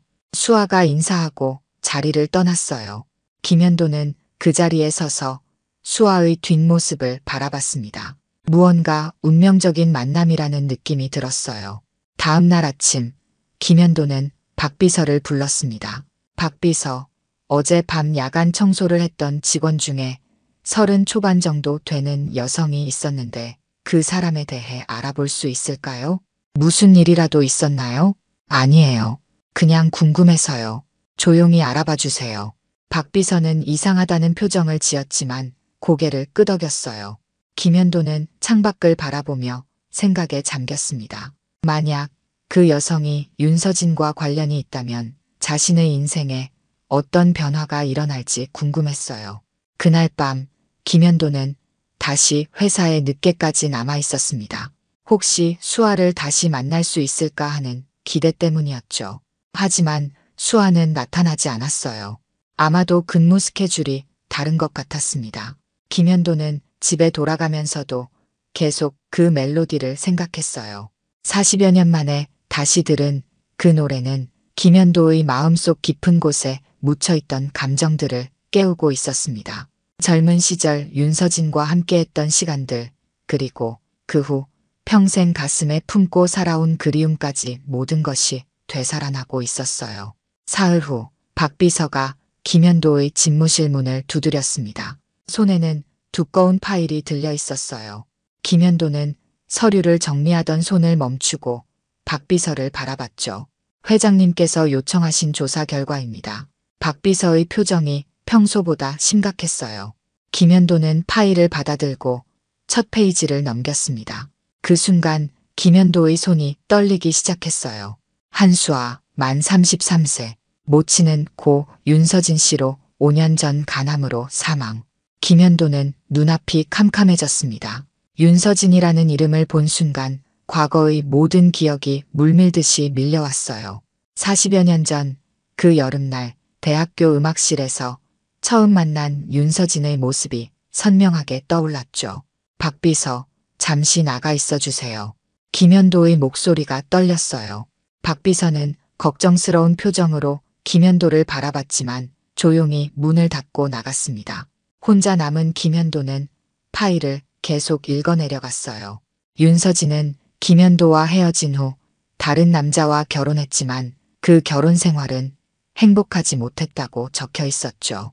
남편의 도박과 폭력에 시달리다가 결국 이혼했고 홀로 딸을 키우며 살아왔다는 내용이었어요. 그 후 윤서진 씨는 여러 학교에서 음악교사로 일하며 생계를 이어갔지만 50대 중반에 간암 진단을 받았습니다. 병원비 때문에 집을 팔고 월세방으로 이사했으며 딸 한수아 씨가 대학 진학을 포기하고 어머니를 돌봤다고 합니다. 김현도는 파일을 덮고 책상에 엎드렸어요. 가슴이 먹먹하고 숨이 막히는 것 같았죠. 윤서진이 그토록 힘들게 살았다는 것을 이제야 알게 되었어요. 김현도는 40여 년 전을 떠올렸습니다. 당시 김현도의 아버지는 대형 건설회사를 운영하고 있었고 김현도는 장남으로서 회사를 물려받을 예정이었어요. 하지만 김현도의 꿈은 음악이었죠. 매일 대학교 음악실에서 피아노를 치며 작곡에 몰두했어요. 그곳에서 만난 윤서진은 김현도보다 3살 많은 음악교사였습니다. 윤서진은 김현도의 재능을 알아봤고 두 사람은 금세 가까워졌어요. 김현도는 윤서진을 위해 곡을 만들어 주었고 윤서진은 그 곡을 들을 때마다 눈물을 흘렸죠. 현도야, 이 노래는 정말 아름다워. 나만을 위한 노래구나. 윤서진이 김현도의 손을 잡으며 말했던 그 순간이 생생했어요. 김현도는 윤서진과 결혼하겠다고 결심했지만 집안의 반대에 부딪혔죠. 음악교사 따위와 결혼하겠다고? 절대 안 된다. 내가 회사를 물려받으려면 격에 맞는 여자와 결혼해야 한다. 아버지의 호통이 귀에 생생했어요. 김현도는 윤서진을 설득해보려 했지만 윤서진은 오히려 김현도를 위해 먼저 헤어지자고 말했죠. 현도야, 나 때문에 내 인생이 망가지면 안 돼. 음악은 포기하더라도 내 가족과 화해하는 게 맞아. 윤서진은 울면서 김현도에게 말했어요. 김현도는 그 말을 듣고 더욱 혼란스러워졌죠. 결국 김현도는 집안의 압력에 못 이겨 미국 유학을 떠났어요. 윤서진에게 작별 인사도 제대로 하지 못한 채 말이죠. 김현도는 미국에서 경영학을 공부하며 3년을 보냈습니다. 그 사이 윤서진의 소식을 듣고 싶었지만 용기가 나지 않았어요. 돌아와서는 아버지가 정해준 여자와 결혼했고 회사 경영에 매진했죠. 그런데 수아가 윤서진의 딸이라니. 김현도는 중얼거렸어요. 파일을 다시 펼쳐보니 한수아의 출생연도가 적혀 있었죠. 계산해보니 김현도가 미국에서 돌아온 지 얼마 안 된 시점이었어요. 혹시 수아가 자신의 딸일 가능성도 있었지만 윤서진이 다른 남자와 결혼했다는 기록을 보면 그럴 가능성은 낮아 보였어요. 김현도는 한수아의 현재 상황도 자세히 살펴봤습니다. 어머니가 돌아가신 후 혼자 살고 있으며 낮에는 동네 카페에서 아르바이트를 하고 밤에는 H미디어에서 청소 일을 하고 있었어요. 어머니의 병원비와 장례 비용으로 빚을 졌고 현재도 그 빚을 갚아나가고 있다는 내용이었죠. 윤서진아, 미안해. 정말 미안해. 김현도는 책상에 엎드려 울었어요. 75세의 나이에도 불구하고 눈물이 멈추지 않았죠. 만약 자신이 그때 윤서진을 지켜줬다면 윤서진은 그렇게 힘들게 살지 않았을 텐데요. 김현도는 한수아를 도와주고 싶었지만 어떻게 접근해야 할지 막막했어요. 갑자기 나타나서 도움을 주겠다고 하면 수아가 의심할 게 뻔했죠. 더욱이 자신이 윤서진의 옛 연인이라는 것을 밝힐 수도 없었어요. 그날 밤 김현도는 다시 회사에 늦게까지 남아 있었습니다. 혹시 한수아를 만날 수 있을까 하는 기대 때문이었어요. 다행히 수아는 다른 층에서 청소를 하고 있었죠. 김현도는 수아가 있는 층으로 내려갔습니다. 수아는 회의실 유리창을 닫고 있었어요. 여전히 그 멜로디를 흥얼거리고 있었죠. 김현도는 그 모습을 보며 윤서진의 모습을 떠올렸어요.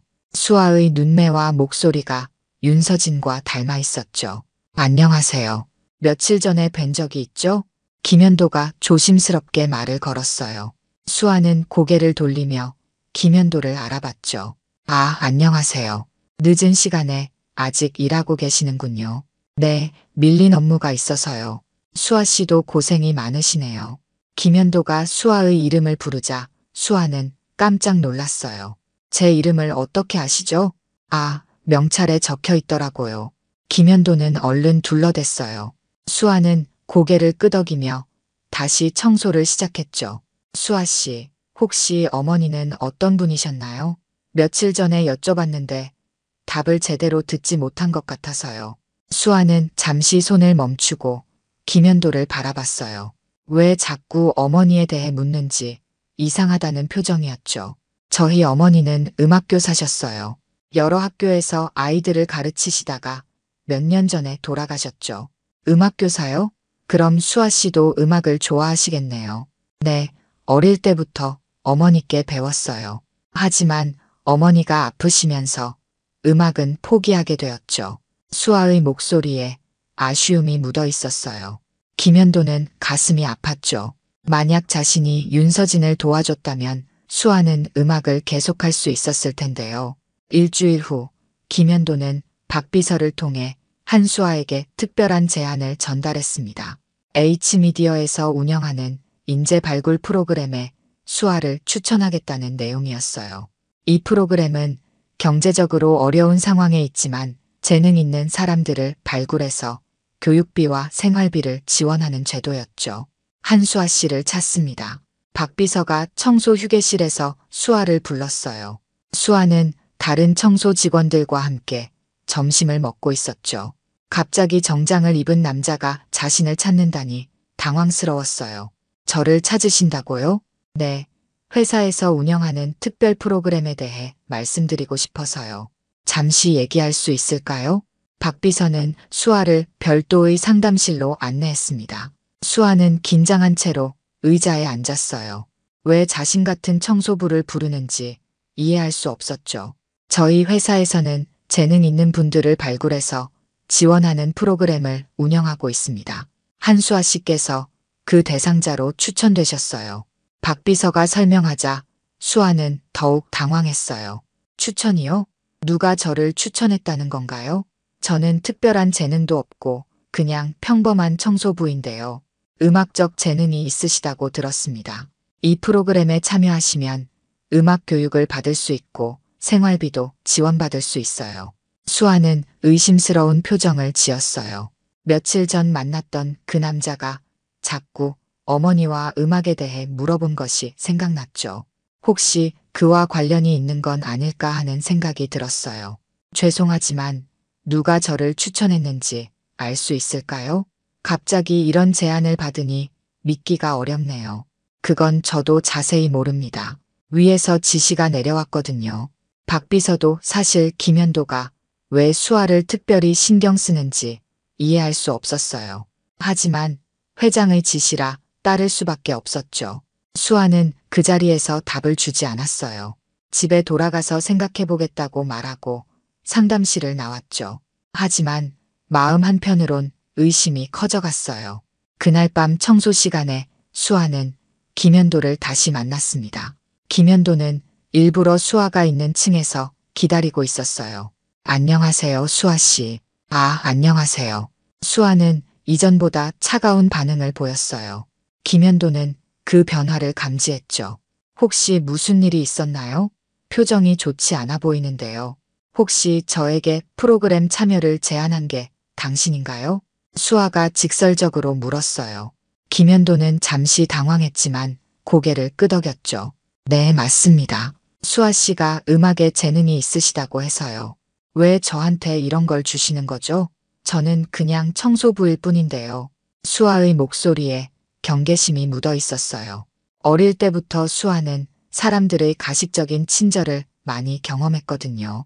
어머니가 이혼한 후 주변 사람들은 겉으로는 동정하는 척했지만 뒤에서는 수근거렸죠. 단순히 재능이 있으신 분을 돕고 싶어서입니다. 다른 이유는 없어요. 김현도가 설명했지만 수아는 믿지 않았어요. 세상에 공짜는 없다고 어머니가 그러셨어요. 특히 모르는 사람이 갑자기 도움을 주겠다고 하면 더욱 조심해야 한다고요. 수아의 말에 김현도는 마음이 아팠어요. 윤서진이 수아에게 그런 말을 할 수밖에 없었던 현실이 안타까웠죠. 저는 정말 순수한 마음으로 도움을 주고 싶은 겁니다.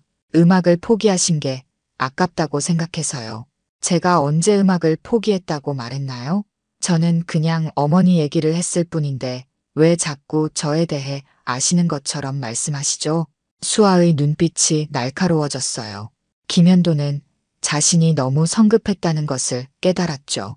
죄송해요. 제가 오해할 만한 말을 했나 보네요. 도대체 정체가 뭐예요? 왜 저한테 관심을 가지시는 거죠? 혹시 다른 목적이 있는 건 아니에요? 수아가 다그치듯 물었어요. 김현도는 진실을 말하고 싶었지만 어떻게 설명해야 할지 몰랐어요. 갑자기 나타나서 나는 당신 어머니의 옛 연인이다라고 말할 수는 없는 일이었죠. 저는 이 회사의 임원입니다. 가끔 직원들 중에서 재능 있는 분들을 발굴해서 도움을 주는 일을 하고 있어요. 김현도는 애매하게 대답했어요. 하지만 수아는 여전히 의심스러워했죠. 임원이시라고요? 그럼 저 같은 청소부와 대화할 시간이 있으실까요? 게다가 제 이름까지 알고 계시고요. 수아는 예민하게 반응했어요. 어머니가 아픈 동안 수아는 여러 번 사기를 당할 뻔한 경험이 있었거든요. 병원비가 급하다는 약점을 이용해서 접근하는 사람들이 많았어요. 저는 정말 나쁜 의도가 없습니다. 그냥 도움을 주고 싶을 뿐이에요. 도움이요? 왜요? 저와 아무 관계도 없으면서요. 수아의 목소리가 점점 커졌어요. 다른 청소 직원들도 무슨 일인지 궁금해하며 쳐다봤죠. 김현도는 더 이상 설명하기 어려웠어요. 진실을 말하자니 너무 복잡하고 거짓말을 하자니 양심이 찔렸죠. 수아 씨, 지금은 설명하기 어렵지만 언젠가는 이유를 말씀드릴게요. 일단 그 프로그램은 생각해 보시기 바랍니다. 필요 없어요. 저는 지금도 충분히 잘 살고 있거든요. 수아가 단호하게 거절했어요. 그리고는 청소 도구를 챙겨서 다른 곳으로 가버렸죠. 김현도는 그 자리에 혼자 서서 수아의 뒷모습을 바라봤어요. 도움을 주려고 했는데 오히려 의심만 샀죠. 어떻게 하면 수아의 마음을 열 수 있을지 고민이 되었어요. 그날 밤 김현도는 잠을 이루지 못했습니다. 수아의 차가운 반응이 계속 머릿속에 맴돌았어요. 윤서진이 수아에게 세상을 조심하라고 가르쳤다는 것이 이해되었죠. 혼자서 아이를 키우며 살아가야 했던 윤서진의 마음이 느껴졌어요. 김현도는 다른 방법을 생각해 봤습니다. 갑자기 나타나서 도움을 주려고 하면 당연히 의심받을 수밖에 없었어요. 좀 더 자연스러운 방법을 찾아야 했죠. 다음 날 김현도는 박 비서에게 지시했어요. 수아 씨가 일하는 카페에 대해 알아봐 주세요. 그리고 그 카페와 우리 회사가 협력할 수 있는 방안도 찾아보고요. 박 비서는 의아한 표정을 지었지만 고개를 끄덕였어요. 김현도가 왜 한 청소부에게 그렇게 관심을 갖는지 이해할 수 없었지만 회장의 지시라 따를 수밖에 없었죠. 김현도는 수아에게 직접 접근하는 대신 간접적으로 도움을 줄 방법을 모색하기 시작했어요. 하지만 마음 한편으론 두려움도 있었죠. 만약 수아가 정말 자신의 딸이라면 이 모든 상황이 어떻게 전개될지 예측할 수 없었거든요. 한 달이 지났지만 김현도와 한수아 사이의 관계는 전혀 나아지지 않았습니다. 수아는 김현도를 피했고 김현도는 어떻게 접근해야 할지 방법을 찾지 못하고 있었어요. 그러던 어느 날 김현도는 마침내 결단을 내렸죠. 더 이상 이렇게 숨길 수는 없어. 김현도는 박 비서에게 한수아를 회장실로 불러달라고 지시했습니다. 박 비서는 놀란 표정을 지었어요. 회장님, 그게 좋은 생각일까요? 그분이 매우 경계하고 있는 상황인데요. 괜찮아요. 이제 진실을 말할 때가 됐어요. 김현도의 목소리에는 결연함이 담겨 있었어요. 40여 년간 숨겨왔던 비밀을 더 이상 감출 수 없었죠. 1시간 후 한수아가 회장실 문을 두드렸습니다. 청소복 대신 평상복을 입고 있었지만 여전히 긴장한 모습이었어요. 들어오세요. 김현도가 말하자 수아는 조심스럽게 문을 열고 들어왔어요. 넓은 회장실을 둘러보며 더욱 위축된 표정을 지었죠. 앉으세요. 오늘은 중요한 얘기를 하고 싶어서 부른 거예요. 김현도는 수아를 소파로 안내했습니다. 수아는 가방을 꼭 안고 소파 끝에 앉았어요. 저를 왜 자꾸 부르시는 건가요? 이미 거절한다고 말씀드렸는데요. 수아의 목소리에는 여전히 경계심이 묻어 있었어요. 김현도는 깊게 숨을 들이쉬었죠. 수아 씨, 혹시 어머니께서 젊은 시절에 대해 말씀해 주신 적이 있나요? 갑자기 왜 그런 걸 물어보세요? 대답해 주세요. 부탁입니다. 김현도의 간절한 표정을 본 수아는 잠시 망설이다가 입을 열었어요. 별로 많이 말씀해 주시지 않았어요. 다만 젊었을 때 음악을 정말 좋아했다고 하셨죠. 그리고 그때 누군가 어머니를 위해 곡을 만들어줬다고도 하셨고요. 김현도의 심장이 빠르게 뛰기 시작했어요. 그 곡이 혹시 수아 씨가 흥얼거리던 그 노래인가요? 어떻게 아세요? 수아가 놀란 표정으로 물었어요. 김현도는 책상으로 가서 서랍에서 낡은 악보를 꺼냈죠. 이 악보를 한번 보세요. 김현도가 악보를 수아에게 건네자 수아는 당황한 표정으로 받아들었어요. 악보 위에는 40여 년 전 김현도의 젊은 필체로 멜로디가 적혀 있었죠. 이건 제가 항상 부르던 그 노래예요. 어떻게 이런 게 있는 거죠? 수아가 떨리는 목소리로 물었어요. 김현도는 수아 맞은편에 앉으며 말했죠. 그 노래는 내가 만든 곡이야. 내 어머니 윤서진을 위해서 말이야. 수아는 순간 숨이 멎는 것 같았어요. 악보를 든 손이 떨리기 시작했죠. 뭐라고요? 어머니를 안다고요? 40여 년 전 나는 내 어머니를 사랑했어. 그리고 이 곡은 그때 그녀에게만 들려준 노래야. 김현도의 고백에 수아는 충격을 받았어요. 어머니가 말했던 누군가가 바로 눈앞의 이 남자였다는 것이 믿어지지 않았죠. 거짓말이에요. 어머니는 그런 얘기 한 번도 안 하셨어요. 서진이는 나에 대해 내게 말하지 않았을 거야. 우리가 어떻게 헤어졌는지 생각하면 당연한 일이지. 김현도의 눈에 눈물이 맺혔어요. 수아는 악보를 다시 자세히 살펴봤죠. 확실히 어머니가 불러주던 그 멜로디와 똑같았어요. 어머니와 무슨 일이 있었던 건가요? 나는 음악을 하고 싶어 했지만 집안의 반대 때문에 포기해야 했어. 그리고 서진이와의 사랑도 포기해야 했지. 김현도는 과거의 이야기를 털어놓기 시작했어요. 젊은 시절 윤서진과의 만남, 함께했던 행복한 시간들, 그리고 집안의 반대로 인한 이별까지 모든 것을 말했죠. 집안에서는 내가 음악교사와 결혼하는 것을 허락하지 않았어. 나는 약했고 결국 서진이를 떠나보냈지. 수아는 김현도의 말을 들으며 어머니의 젊은 시절을 떠올렸어요.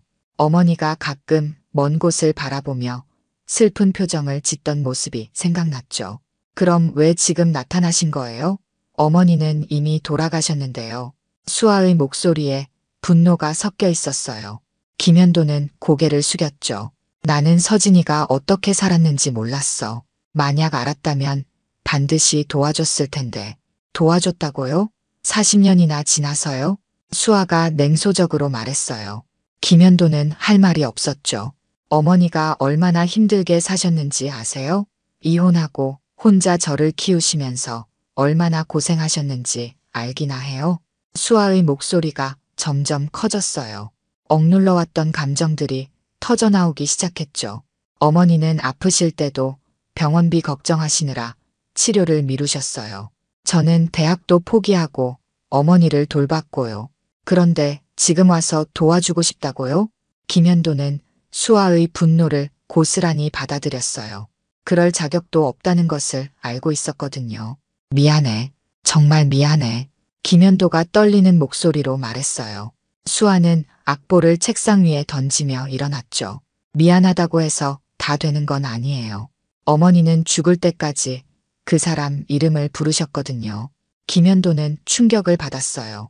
윤서진이 죽을 때까지 자신을 기억하고 있었다는 말이었거든요. 서진이가 내 이름을, 네, 자주 꿈에서 현도라는 이름을 부르셨어요. 저는 그게 누군지 몰랐지만요.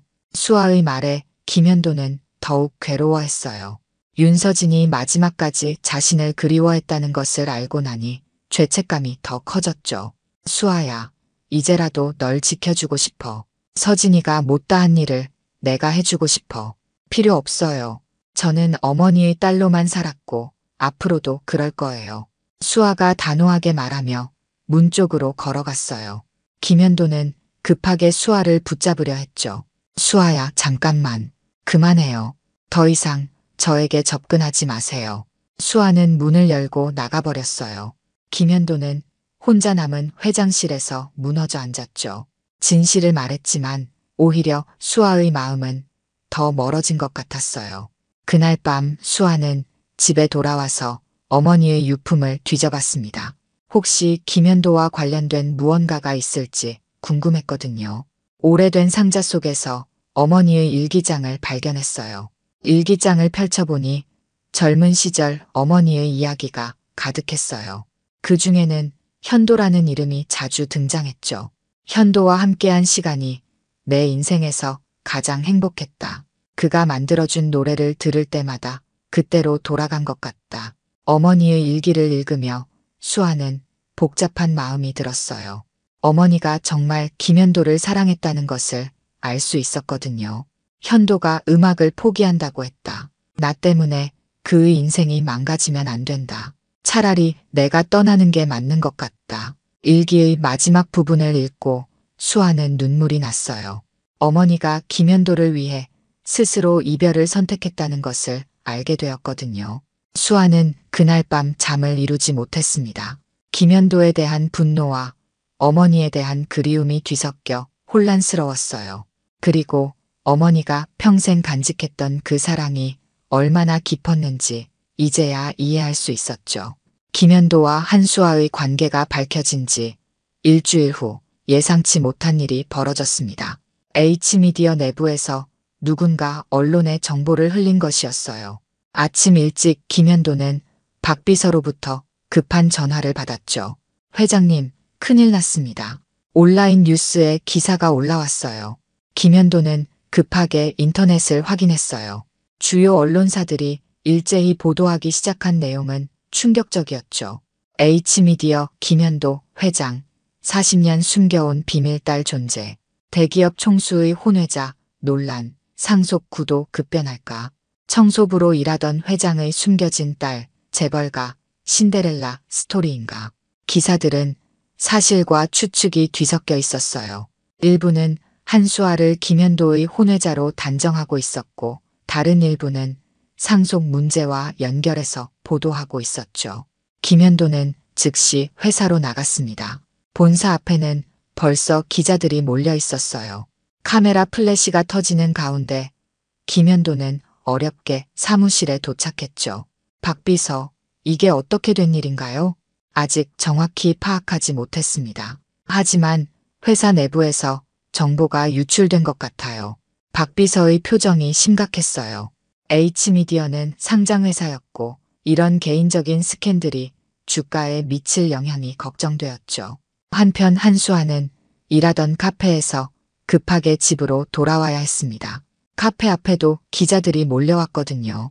한수아 씨, 김현도 회장과의 관계에 대해 한 말씀 해주세요. 상속 문제는 어떻게 생각하시나요? 회장님을 언제부터 알고 계셨나요? 기자들의 질문 공세에 수아는 아무 말도 할 수 없었어요.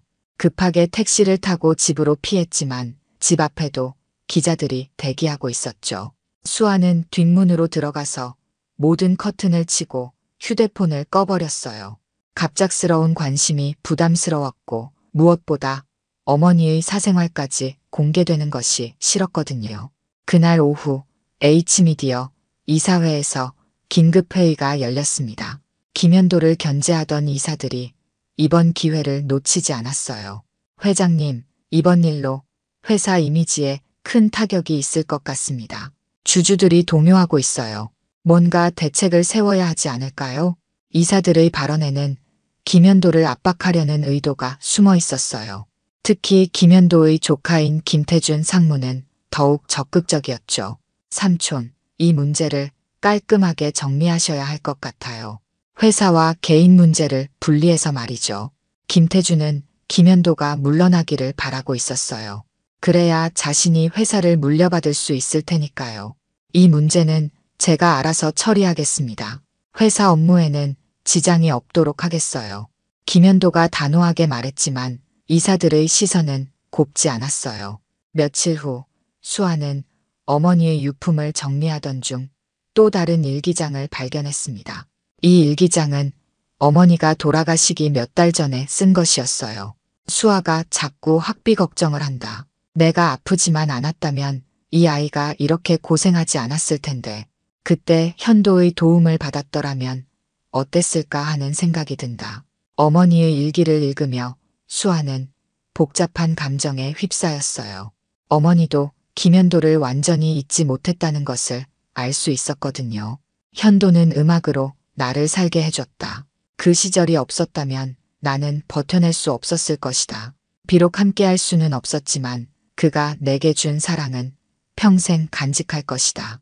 이 문장을 읽고 수아는 눈물이 났어요. 어머니가 김현도를 원망하기보다는 감사해했다는 것을 알게 되었거든요. 그날 밤 수아는 김현도에게 전화를 걸었습니다. 며칠 동안 고민한 끝에 내린 결정이었어요. 저예요, 한수아입니다. 수아야, 괜찮니? 기자들 때문에 많이 힘들었을 텐데. 김현도의 목소리에 걱정이 묻어 있었어요. 만날 수 있을까요? 할 말이 있어요. 언제든지 좋아. 어디서 만날까? 조용한 곳으로 와주세요. 기자들 눈에 띄지 않는 곳으로요. 수아가 정한 장소는 어머니의 묘지 근처에 있는 작은 카페였어요. 김현도는 평상복을 입고 조심스럽게 그곳으로 향했죠. 카페에서 만난 두 사람은 처음에는 어색했어요. 수아는 커피를 마시며 천천히 입을 열었죠. 어머니 일기를 더 읽어봤어요. 그래, 어머니는 당신을 원망하지 않으셨어요. 오히려 감사해 하셨더라고요. 김현도는 가슴이 뭉클했어요. 윤서진이 자신을 용서했다는 말처럼 들렸거든요.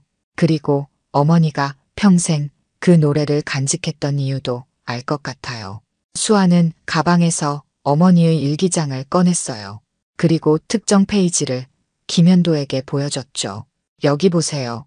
어머니는 그 노래가 자신을 살게 해줬다고 썼어요. 김현도는 윤서진의 글씨를 보며 눈물이 났어요.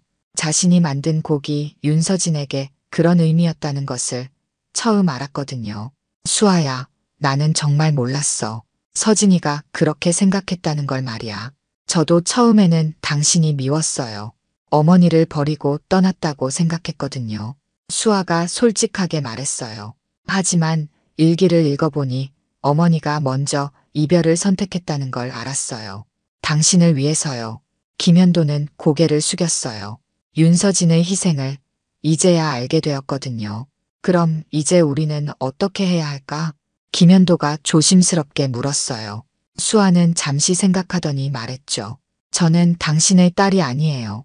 그냥 어머니를 사랑했던 분의 음악을 이어받은 사람일 뿐이에요. 수아야. 하지만 어머니가 사랑했던 그 음악만큼은 이어가고 싶어요. 어머니를 위해서요. 수아의 말에 김현도는 희망을 느꼈어요. 완전한 화해는 아니더라도 새로운 시작이 가능할 것 같았거든요. 언론에서는 뭐라고 하든 상관없어요. 저는 제가 원하는 대로 살 거예요.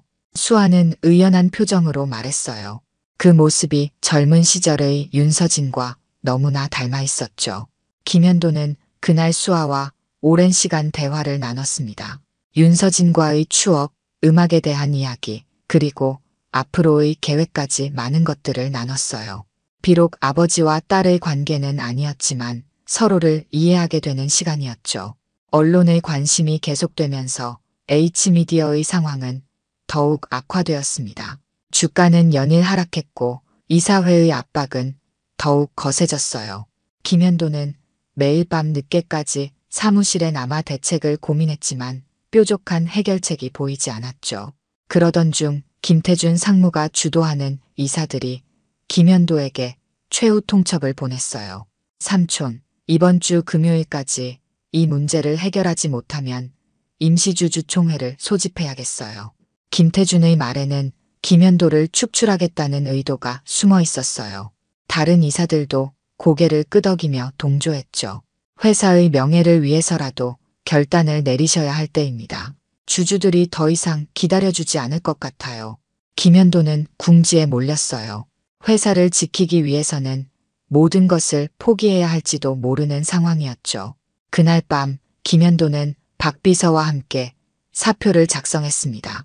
회장님, 정말 이렇게 하시려고요? 박 비서가 안타까운 표정으로 물었어요. 김현도는 깊게 한숨을 쉬었죠. 회사를 지키는 게 우선이야. 내 개인적인 문제 때문에 직원들이 피해를 보면 안 되거든. 김현도는 평생 일궈온 모든 것을 내려놓을 각오를 했어요. 윤서진과 수아에게 미안한 마음도 있었지만 이제 와서 후회해도 소용없는 일이었죠. 금요일 아침 H미디어 본사 1층 로비에는 기자회견장이 마련되었습니다. 수십 명의 기자들이 몰려들었고 카메라와 조명이 설치되었어요. 김현도는 정장을 차려입고 기자회견장으로 향했죠. 안녕하십니까? H미디어 회장 김현도입니다. 김현도가 단상에 올라서자 기자들의 카메라 플래시가 터졌어요. 김현도는 준비해온 원고를 펼쳤죠. 먼저 이번 일로 인해 회사와 주주 여러분 그리고 직원들에게 심려를 끼쳐드린 점 깊이 사과드립니다.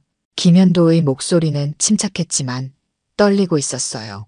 저는 개인적인 문제로 인해 회사에 피해를 주지 않기 위해 회장직에서 물러나기로 결정했습니다. 기자들 사이에서 웅성거림이 일어났어요.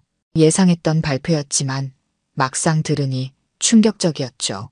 바로 그때 기자회견장 뒤쪽 문이 열리며 한수아가 들어왔습니다. 수아는 깔끔한 정장을 입고 있었고 평소보다 화장을 진하게 한 모습이었어요. 기자들이 수아를 발견하고 카메라를 돌리기 시작했어요. 수아는 침착하게 단상으로 걸어갔죠. 잠깐만요. 수아가 마이크 앞에 서자 기자회견장이 정적에 휩싸였어요. 김현도는 깜짝 놀란 표정으로 수아를 바라봤죠. 저는 한수아입니다. 여러분이 궁금해하시는 바로 그 사람이에요. 수아의 목소리는 또렷했어요. 떨리지도 않았고 당당했죠. 김현도 회장님과 저희 어머니는 40여 년 전 연인 사이였습니다. 하지만 저는 김현도 회장님의 딸이 아닙니다. 기자들이 수군거리기 시작했어요. 예상과 다른 발언이었거든요. 저희 어머니 윤서진은 평생 음악을 사랑했고 김현도 회장님도 젊은 시절 훌륭한 작곡가였습니다. 두 분은 음악을 통해 만났고 음악을 통해 사랑했어요. 수아는 준비해온 말을 차근차근 이어갔어요. 비록 두 분은 현실의 벽 때문에 함께할 수 없었지만 그 사랑은 음악으로 남아있습니다. 제가 어릴 때부터 불러온 그 노래가 바로 김현도 회장님이 저희 어머니를 위해 만든 곡이에요. 김현도는 수아의 용기에 감동받았어요. 자신을 위해 나서주는 수아의 모습이 고마웠죠. 김현도 회장님은 제게 아버지가 아닙니다. 하지만 저를 음악으로 이어준 소중한 분이세요. 수아가 김현도를 바라보며 말했어요. 김현도의 눈에 눈물이 맺혔죠. 그리고 저는 이제 두 분이 함께 만들어낸 그 음악을 세상에 알리고 싶습니다. 어머니가 평생 간직했던 그 사랑의 노래를 말이에요. 기자들은 수아의 말에 집중하고 있었어요. 스캔들이 아닌 감동적인 이야기로 바뀌고 있었거든요. 김현도 회장님은 단순히 성공한 사업가가 아닙니다. 음악을 사랑하고 사람을 사랑할 줄 아는 예술가이기도 해요. 수아의 말에 김현도는 더 이상 눈물을 참을 수 없었어요. 고개를 숙이고 흐느꼈죠. 저는 앞으로 김현도 회장님과 함께 어머니를 기리는 음악재단을 만들고 싶습니다. 그리고 경제적으로 어려운 상황에서도 음악을 포기하지 않는 사람들을 돕고 싶어요. 수아의 제안에 기자들도 감동받은 표정이었어요. 더 이상 스캔들이 아닌 아름다운 이야기였거든요. 김현도 회장님께서 회사를 그만두실 이유는 없다고 생각합니다. 오히려 이런 분이야말로 진정한 리더라고 생각해요. 수아가 마지막으로 말하자 기자회견장에 박수가 터져나왔어요. 기자들도 손뼉을 치며 감동을 표현했죠. 김현도는 수아의 손을 잡고 일어섰어요. 감사합니다, 수아 씨. 정말 고맙습니다. 김현도가 떨리는 목소리로 말했어요.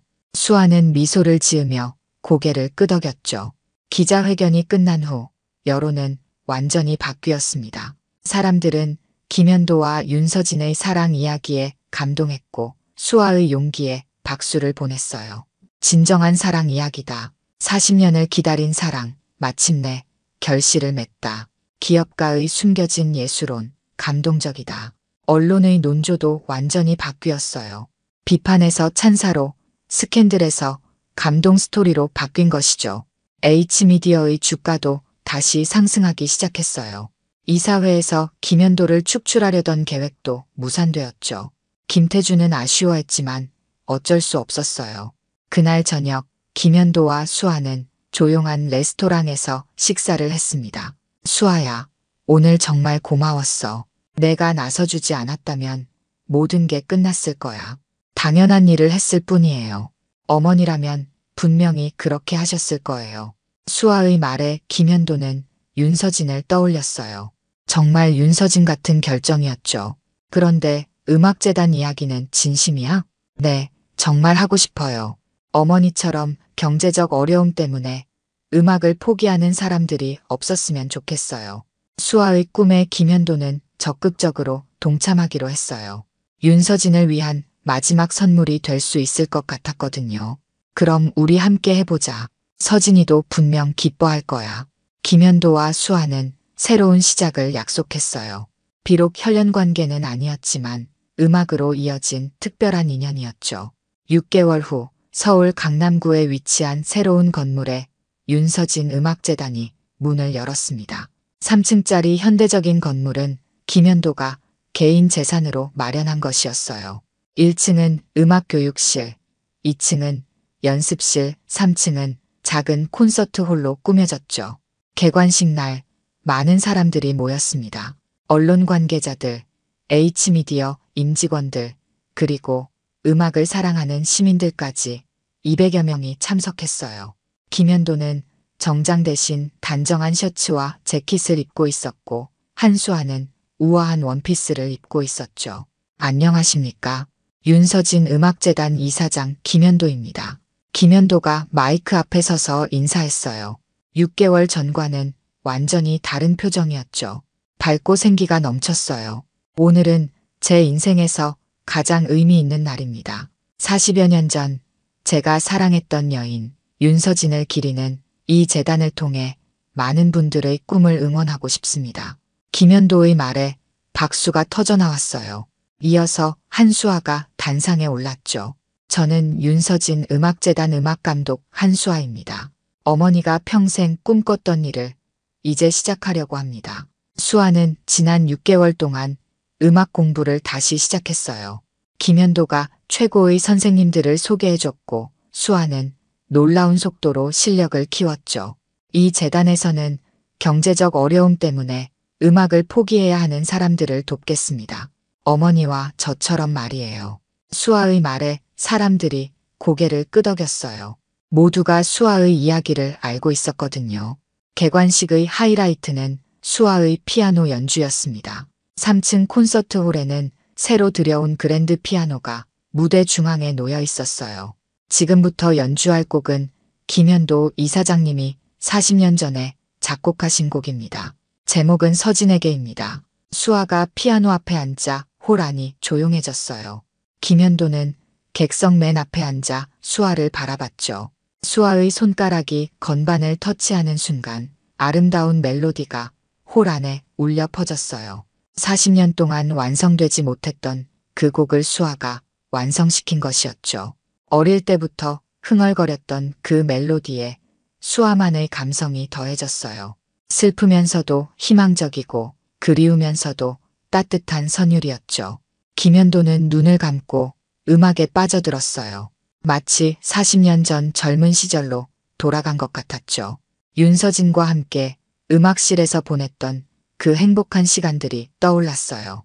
연주가 끝나자 홀 안에는 깊은 정적이 흘렀습니다. 그리고 곧이어 뜨거운 박수가 터져나왔어요. 몇몇 사람들은 눈물을 흘리고 있었죠. 김현도도 박수를 치며 일어섰어요. 수아는 피아노 앞에서 깊게 인사했죠. 연주가 끝난 후 김현도와 수아는 재단 건물 옥상에 올라갔어요. 서울 시내가 한눈에 보이는 곳이었죠. 수아야, 정말 아름다운 연주였어. 서진이도 분명 기뻐했을 거야. 어머니가 옆에서 들어주시는 것 같았어요. 연주하는 내내 어머니 생각이 났어요. 수아의 눈에 눈물이 맺혔어요. 김현도는 수아의 어깨를 가볍게 두드려줬죠. 이제 우리는 서진이의 꿈을 이어가는 거야. 많은 사람들이 음악을 통해 행복해질 수 있도록 말이야. 네, 그렇게 할게요. 어머니가 하지 못한 일들을 제가 이어가겠어요. 두 사람은 석양이 지는 서울 하늘을 바라봤어요. 오렌지빛 노을이 도시를 물들이고 있었죠. 참, 수아야. 하나 더 보여줄 게 있어. 김현도가 주머니에서 작은 상자를 꺼냈어요. 상자 안에는 오래된 반지가 들어있었죠. 이건 내가 서진이에게 주려고 했던 반지야. 결국 주지 못했지만 말이야. 수아는 그 반지를 보며 가슴이 뭉클했어요. 이제 내가 가지고 있어. 서진이를 대신해서 말이야. 이런 귀한 걸 제가 가져도 될까요? 당연하지. 너는 서진이의 딸이고 그녀의 음악을 이어받은 사람이야. 수아는 조심스럽게 반지를 받았어요. 40년 전의 사랑이 담긴 소중한 선물이었죠. 몇 달 후 윤서진 음악재단은 첫 번째 장학생을 선발했습니다. 경제적으로 어려운 환경에서도 음악에 대한 열정을 잃지 않은 10명의 학생들이었어요. 김현도와 수아는 매주 재단을 방문해서 학생들을 격려했어요. 김현도는 다시 작곡을 시작했고 수아는 학생들에게 피아노를 가르쳤죠. 어느 날 저녁 재단에서 작은 콘서트가 열렸습니다. 장학생들과 지역 음악 동호회 회원들이 참여하는 소규모 공연이었어요. 마지막 순서로 김현도와 수아가 함께 무대에 올랐어요. 김현도는 지휘를, 수아는 피아노 연주를 맡았죠. 이 곡은 새로운 시작이라는 제목입니다. 제가 최근에 작곡한 곡이에요. 김현도가 설명하자 객석에서 박수가 터졌어요. 음악이 시작되자 홀 안은 희망찬 멜로디로 가득 찼어요. 과거의 아픔을 딛고 새로운 미래를 향해 나아가는 의지가 담긴 곡이었죠. 연주가 끝나고 스크린에는 윤서진의 사진과 함께 메시지가 떠올랐어요. 윤서진에게 당신이 꿈꿨던 세상을 만들어 가겠습니다. 음악으로 하나 되는 아름다운 세상을 말이에요. 영원히 사랑합니다. 마이너스 현도와 수아. 그 순간 객석에 앉아있던 모든 사람들이 일어서서 박수를 쳤어요. 뜨거운 감동이 홀 안을 가득 채웠죠. 김현도는 윤서진의 사진을 바라보며 마음속으로 말했어요. 서진아, 우리 해냈어. 비록 늦었지만 내 꿈을 이뤘어. 이제 편히 쉬어. 한수아도 어머니의 사진을 보며 다짐했어요. 어머니, 앞으로도 계속 이 일을 해나갈게요. 어머니가 사랑했던 음악을 통해서 말이에요. 그날 밤 재단 건물의 불이 꺼진 후에도 3층 콘서트홀에는 잔잔한 메아리가 남아있었어요. 40년 만에 완성된 사랑의 멜로디가 영원히 울려 퍼질 것 같았죠. 김현도와 한수아는 서로 다른 길을 걸어왔지만 음악이라는 공통분모로 만나 새로운 가족이 되었어요. 혈연은 아니었지만 마음으로 이어진 진정한 가족이었죠. 윤서진 음악재단은 그 후 많은 음악인들을 배출했고 김현도와 수아의 이야기는 사랑과 용서 그리고 희망의 상징이 되었습니다. 40년을 기다린 사랑은 마침내 아름다운 결실을 맺었고 그 멜로디는 영원히 사람들의 마음속에 남게 되었어요. 오늘 들려드린 이야기가 여러분의 마음에 작은 울림이 되었기를 바랍니다. 이야기가 좋으셨다면 좋아요와 구독 부탁드려요. 다음 사연을 들려드리는데 큰 힘이 된답니다. 그리고 여러분의 이야기도 댓글로 들려주세요. 다음 이야기 때 또 뵙겠습니다.